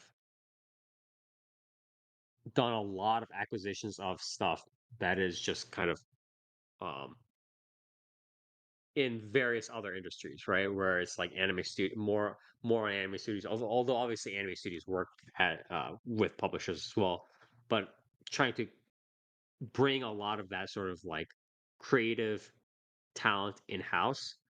They acquired Tokubo recently. They did Engi. They did Kinema Citrus, stuff like that. Just a lot of stuff. And obviously, they own like Nico Nico. And a lot of that was also, remember, this is um, Kadokawa was also heavily affected by a cyber attack that hit them recently that affected literally across all of their like different companies. So, You know who else had a um, cyber attack? who? Sony. Sony. Yeah. Yeah. And it's just I forgot they do own like J Novel Club and Yem Press and Yeah, dude. Spike Chunsoft They own and like Enter half of the Brain. fucking anime industry, dude. Like, Yeah. Oh my god. Just and the thing which is, is it's like why I will say, I think pretty much everybody reporting on this story is a fucking retard because they're like, dude, Sony's buying From Software. It's like they yeah. don't give a fuck about From Yeah. Software. Okay, they do Yeah. not give a single fuck. If they're buying Kadokawa, Yeah. they don't give a shit about From Yeah. Software, dude. Like, By the way, just saying, the anime market is like total about like 30 something billion in like the year 2024, right? And Kadokawa is not an insignificant portion of that. Like just I'm just putting that out there. yeah, Kadokawa is not an insignificant portion of that 30 something billion. It is probably a few billion, right? In terms of like proper net worth, the popularity of its IPs, like the licenses and stuff like that, just alone. Um just It, and the frustrating part is it's like Sony. So right now, for those of you guys who don't know sort of how the anime industry is kind of ecosystem is populated, obviously you have like Kodokan and stuff like that and the publishers in Japan. But in terms of like global influence and just generally who's controlling what, in terms of like publishing and anime industry kind of stuff. And not talk and talk mostly anime industry and not talk about like light novels stuff like that smaller.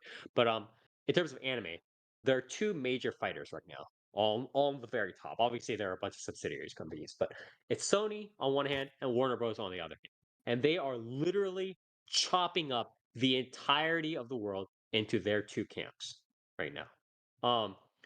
The thing is, for the longest time, a lot of the in-house Japanese publishers and companies, because they are big in and of themselves, um, have not been taken over by Sony or Warner Bros. And also because Kadokawa is kind of like a major conglomerate in itself, and it kind of works in these other fields as well. And Sony is mainly kind of this has been in terms of like anime, they focus on like the anime and publishing media conglomerate part of their company.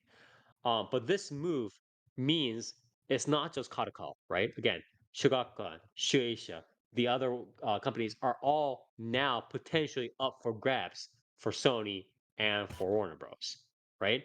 So this is trouble. This like if this deal goes through and the at least if the metropolitan Tokyo government, at least if some of the federal government of Japan, some government like official doesn't speak up about this potentially fucking up like antitrust issues, monopoly issues, we're going to have so much trouble on our hands. And again, this was not a surprise to any of us. This was a very obvious thing coming. Uh, if you had been, if for people who had kind of their ears on the ground in the anime industry, because again, Sony has been acquiring a lot of stuff, Warner Bros has been acquiring a lot of stuff, and they've been kind of duking it out in a cold war in a sense, for the anime, for the heart and soul of the anime industry. But it is very scary to see what is obviously a huge conglomerate being swallowed up by an even larger conglomerate. And now, um, the issue is the more power these companies have, the more power they will have to dictate the terms to smaller, struggling, upcoming artists, or not even upcoming, even popular artists will very much struggle under their rule, and they will be able to dictate the terms of the contracts.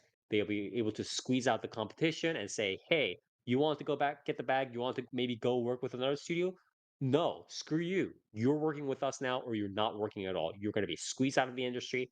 And forget about even the anime adaptation. You're going to be potentially squeezed out of the manga publication industry if you continue not working with us. They'll be able to dictate the terms, be able to bully people. They'll be able to potentially more unfortunate, uh, potential suicide incidents or stuff like that, like how again the Sexy Tonica incident happened, will potentially happen because these producers and these the higher ups don't care. They just want the money. So they'll be like, "Oh, your creative vision or the insight or whatever, that's cute. Just make this anime for China or for whoever, right? Like the memers In for Korea. the yeah, or whoever. And um, if you don't like how this anime turned out, tough beans, get the fuck out." And that's a very scary vision. And it's not just me, dooming about this and seeing a bad future. It's literally happening as we speak. So it's I hope the government, honestly, the Metropolitan Tokyo government, the Japanese government is our only hope in this situation of stopping this because they need to step in and be like, no, you cannot just Sony, you can't just walk in and start acquiring all of the Japanese publishers and like start taking control of the industry, anime industry. Sorry, that's not a thing. If they don't do that and this sets a precedent, we are screwed because Kadokawa is only the first domino. All the other publishers will fall under either Sony or Warner Bros. And they'll start trading back and forth or do whatever. It's only a matter of time once this first domino falls. So I just, I mean, the first domino fell already, but this is like a huge freaking ass domino. This is like the domino that's like, once this falls, it's all over. It's fucking Jover. uh, uh, my words, I cannot overstate how serious this is. Again, while this is not surprising, we are at the precipice. This is, I hope this doesn't go through. I hope they come to disagreements on how, much they should pay or whatever. But, I have a sinking feeling that it's going to go through and I hope it gets we're going straight to up be seeing, blocked. Like, yeah. Yeah, because If also like it's not, another huge problem is like what do they have like now? Like I don't know. Just I don't foresee even with Sony owning all of this, like something like even Crunchyroll sticking around for very long. For like, forever. So I think that's kind of a big problem now. It's like if they also buy this, like I don't know. What the fuck what does that look like? What is yeah. because like And I don't also know. remember, As much as I don't care about the state of streaming, it is also kind of mm, like a big thing. And just I don't know, yeah, losing all those properties or losing the average person losing that by the access is way, also remember, kind of shitty. another big thing, and it's not just like the manga and the different stuff. All of the digital apps and like subscription models and stuff like that Kataka and Boba have been, forming in the recent years, right? As we turn to digitalization of manga publications, right? That's all going to get filed under Sony structure. Yeah. Like Um, it's all gonna get rolled into one. Is what I mean. Like yeah, it's just gonna get. they're gonna sell us a Sony Anime Plus soon, and it's gonna be like Yeah, they're gonna be like fucking they're initially gonna be 19.99 like, per hour, no, we're and we're not gonna have to eat gonna. Yeah, it. we're not gonna get rid of fucking everything and roll it into one, like the same way they did with fucking The Crunchyroll, Crunchyroll, whatever. Yeah, Crunchyroll exactly. and Funimation, and then they're gonna be like, yeah, just kidding. No, these are redundancies Yeah. actually now, folks, and You we can thought get rid of like those. the Duh. Crunchyroll Ultimate version or whatever, like that's like, oh, you get a 10% discount at the Crunchyroll store. You thought that was bad?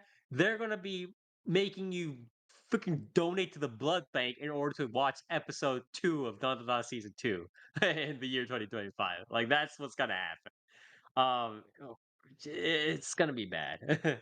It's not gonna be good. So uh, but yeah, that's we needed to get this over with, but we got it over with, and as expected, it's gonna be bad. And again, as we say, the only thing that can stop it is government regulation, and I hope either the EU or Japan or somebody, please just stop these people. God, but yeah. Anyways, that was the news. And we are going to move now on to our shout outs and call outs. And everybody here gets one shout out and one call out each. Shout out is something that you want to praise, give 5 out of 5 stars on Yelp, sing the praises to the heavens, and it can be any one person, place, or thing. And call out is exact opposite, 0 out of 5 stars. Rant about it, leave bad reviews on Google, whatever it is, and it can be any one person, place, or thing. And we start now with Nier. Shout out, call it, please. I don't even fucking know, dude. It's I'm all gonna good. call out. It's I'm gonna over. call out. Game Awards. Yeah, who are you voting for? I ain't voting for fucking nobody because they make. I'm They gonna have vote for make a- you. I'm gonna vote for Usada Pekara. Don't they? You have to make a fucking account or whatever. I don't I'm want to do still that voting shit. for Usada Pekara. But they made it. I mean, I don't even know if they changed any of the rules or whatever. But they nominated the Elden Ring DLC Yeah, that's for weird. Game of the Year. Oh, I It's like, saw that. That was like what? Like there are Yeah. so many other games that have come out this year that are more deserving of that slot. What are you voting for, Nier? You voted for Balatro? No, I don't think Velatro even deserves to be up there. But What? Best indie game. Yeah, I don't know. Like, I feel like, because like even for me, I feel like even something like, even if Dragon's Dogma 2 had more, I feel like performance alone on that game on launch is like DQs it from like Game of the Year. yeah, Like, sure. I But really stuff think it needs to be like the whole package. stuff You know like what Stellar I mean? Blade And came like, out. Stuff like Rise of the Ronin came out. yeah, You guys Even see that? you can even make an argument for something like Grand Blue. You know what I mean? But like yeah, a it's like DLC, having dude. having Fucking Elden DLC. Ring DLC Like this is is like crazy. yeah. Yeah, It's super good. speaking of Stellar Or Blade, did super you see dumb. that Call of Duty skin for 2B? Is it Call of Duty? What? You're talking about Stellar Blade?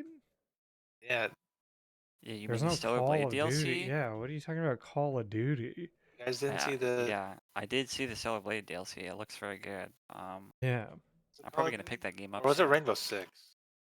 Um, Was it Rainbow yeah, I've Six? seen. Yeah, I've 6 seen the. 2B? Yeah, Yes, Rainbow I've seen Six. the Rainbow Hell Six yeah. 2B. It's not good. But yeah, that shit's dumb. That shit's really stupid. Oh, so there's a chance. Oh, wow. Yeah, there you go. There is a chance for her to get into Fortnite. Look at that. True. What, are we Hopefully gonna get fucking the put Rainbow Six pants on version her. or the real version? No, absolutely not. It's like Fortnite would literally Yeah, never Fortnite fucking do hates. that. Fortnite hates having like fucking women. Fortnite loves having asses. Fortnite loves having big fat asses. Hates having any skin showing. Yeah, like, bitch, cover those ankles up. Yeah. But yeah, as for shoutouts, I don't know. Arcane. Shoutouts to Arcane. Arcane's good. Pretty Yeah, good. by the way, speaking of episode 7s, just saying. Yeah, I'm waiting on Sin, so I can't just go watch it. But, yeah. Also, yeah, I will say, shoutouts to Dandadan episode 7. That shit is like, I'm not kidding when I think that like that episode alone is like that should be deserving of an award. It's really good. Mhm. But yeah, um, yeah, it's probably it for me. Yeah, pretty good. What about you, Dark? Shout out call. Damn. Well, since Nier, well, actually, you know what? Nah, fuck it. I'm just do it anyway. Also, shout out to Arcane season 2, because like it's kind of sick. It's kind of crazy. It's kind of wild. Um, it's really fucking good. Actually, no, I'm stupid. I meant to call that out. Yeah, calling out not doing more Arcane. I don't know. I guess like yeah, do another series, but it better be of the same ilk I think they've or recently. quality. I think there was a recent interview that said that like, yeah, we're just gonna keep doing League of Legends series like similar to Yeah, the Arcane. thing that concerns me is I do hope it is of the same production and the same budget. Like because like even and like I don't know, an anthology of shorter stuff would be fine too. But at the same time, like I'm like, I kind of do want like the huge like 9 episode fucking series with like I don't know, like 30 fucking songs in it too. Like I don't know. Yeah, I'm really enjoying it. it just depends on where they go next, I guess. Because I'd be Yeah. fine with like if they were doing like short stories for um setting up like the world for like later longer stories. I think that would be good. Yeah, that would be But cool too. That would be fine. yeah, Yeah, I'm just hoping. I don't know. I think anything they do would be fine. I think even a what's it called those like kind of expected would be cool. Like it would wind up being cool. Would being like a wandering samurai like Yasuo thing would be cool. But also like hearing Liam O'Brien fucking constantly would be just nice. Like that'd be great. Um, but yeah, I don't know. Hopefully that nothing changes there. And then I'm gonna shout out um 2024, but only for music specifically. Like only that's the only thing about like that's the only thing encapsulated by 2024 that I'm like, yeah, you know what? All of that, nice, right? Brat, we got because I was thinking about it. I was like, we got fucking Brat. We got fucking Songs of a Lost World recently. We got new Kendrick out of fucking nowhere. We got the Kendrick Drake beef and all the songs out of that. We got fucking I forget what is Billie Eilish's new album. That was really good too. I listened to some of that. bro, Kesha came back, dude. Yeah, Kesha coming back. Fucking Sabrina Carpenter. Rebecca Black dropping Trust recently, which like if that's what her new album sounds like, that's gonna be insane.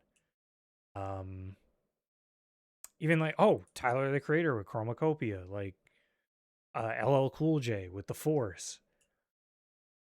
And this is all recently too. Like they dropped that shit Yeah. in the last like 2 months. A lot of these things dropped. It's like what an insane time for music. Like just wild. Yeah, pretty good. All right. Well, Go Spin thank you very Peekaboo by much. Kendrick Yeah. Lamar, by the way.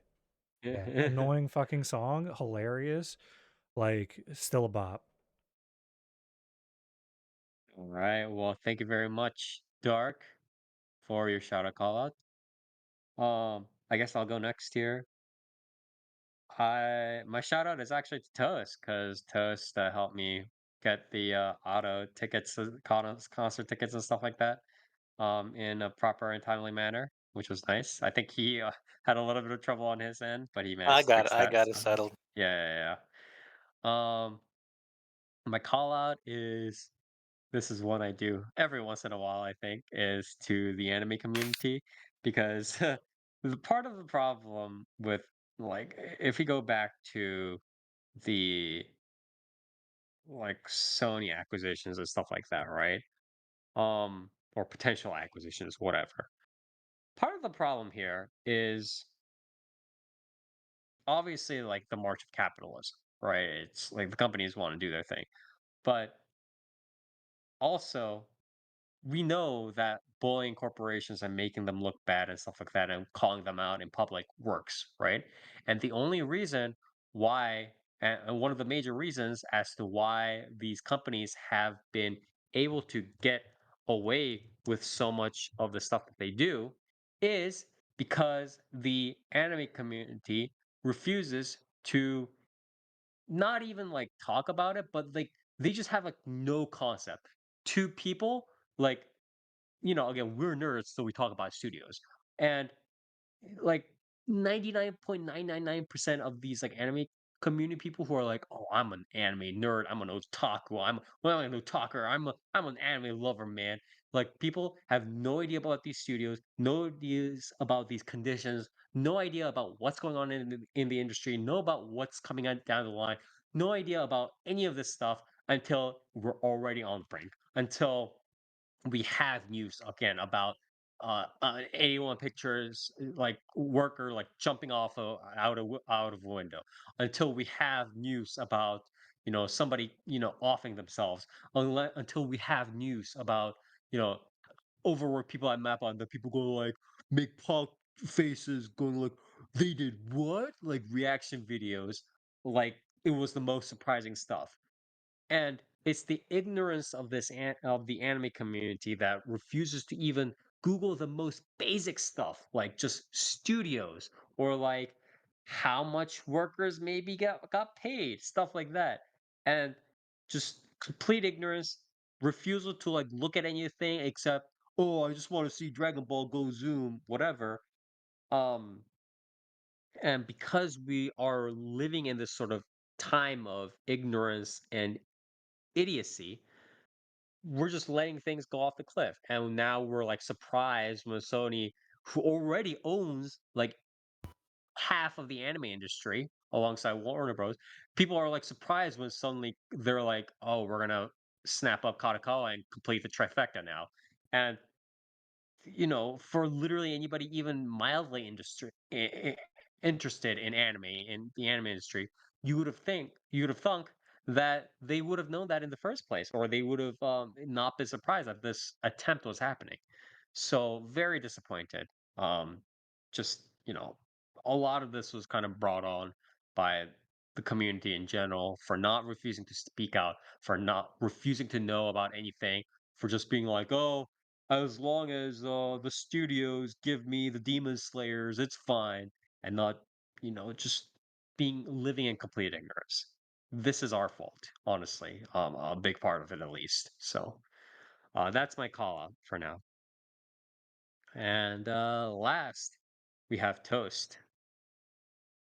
Shout out, call out, please. I'm gonna shout out Flow Glow. They're all pretty cool. Yeah. Okay.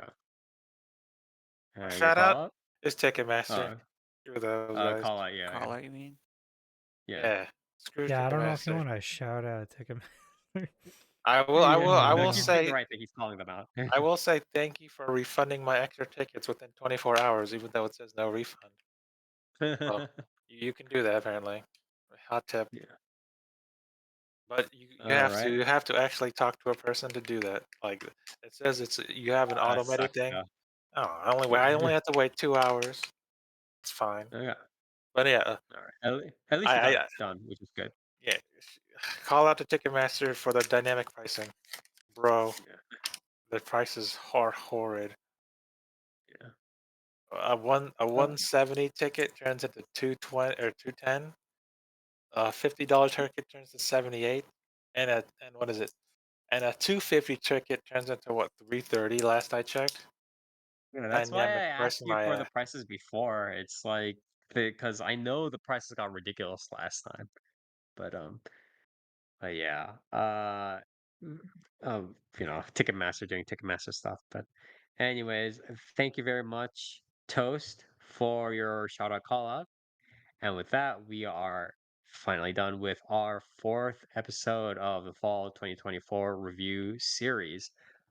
We are going to have another episode next week on the 30th, I think. Yeah, 30th or something like that of November, covering our last part reviews for the fall 2024 season. And then we're going to get straight into our December kind of month with our, winter previews as well as end of the year awards, stuff like that. So watch out for those. Obviously, again, all very fun, especially the awards show where, we talk shoot the shit about the various anime that we've been watching this year. But yeah, uh, if you like what we do, we stream our podcast every other Saturday, starting from 10 p.m. Eastern Standard Time, over at twitch.tv/4play Animecast again with a normal 4, where we talk about the latest and greatest in animation, Japanese animation media, anime, manga, light novels, web novels, visual novels, and so much more.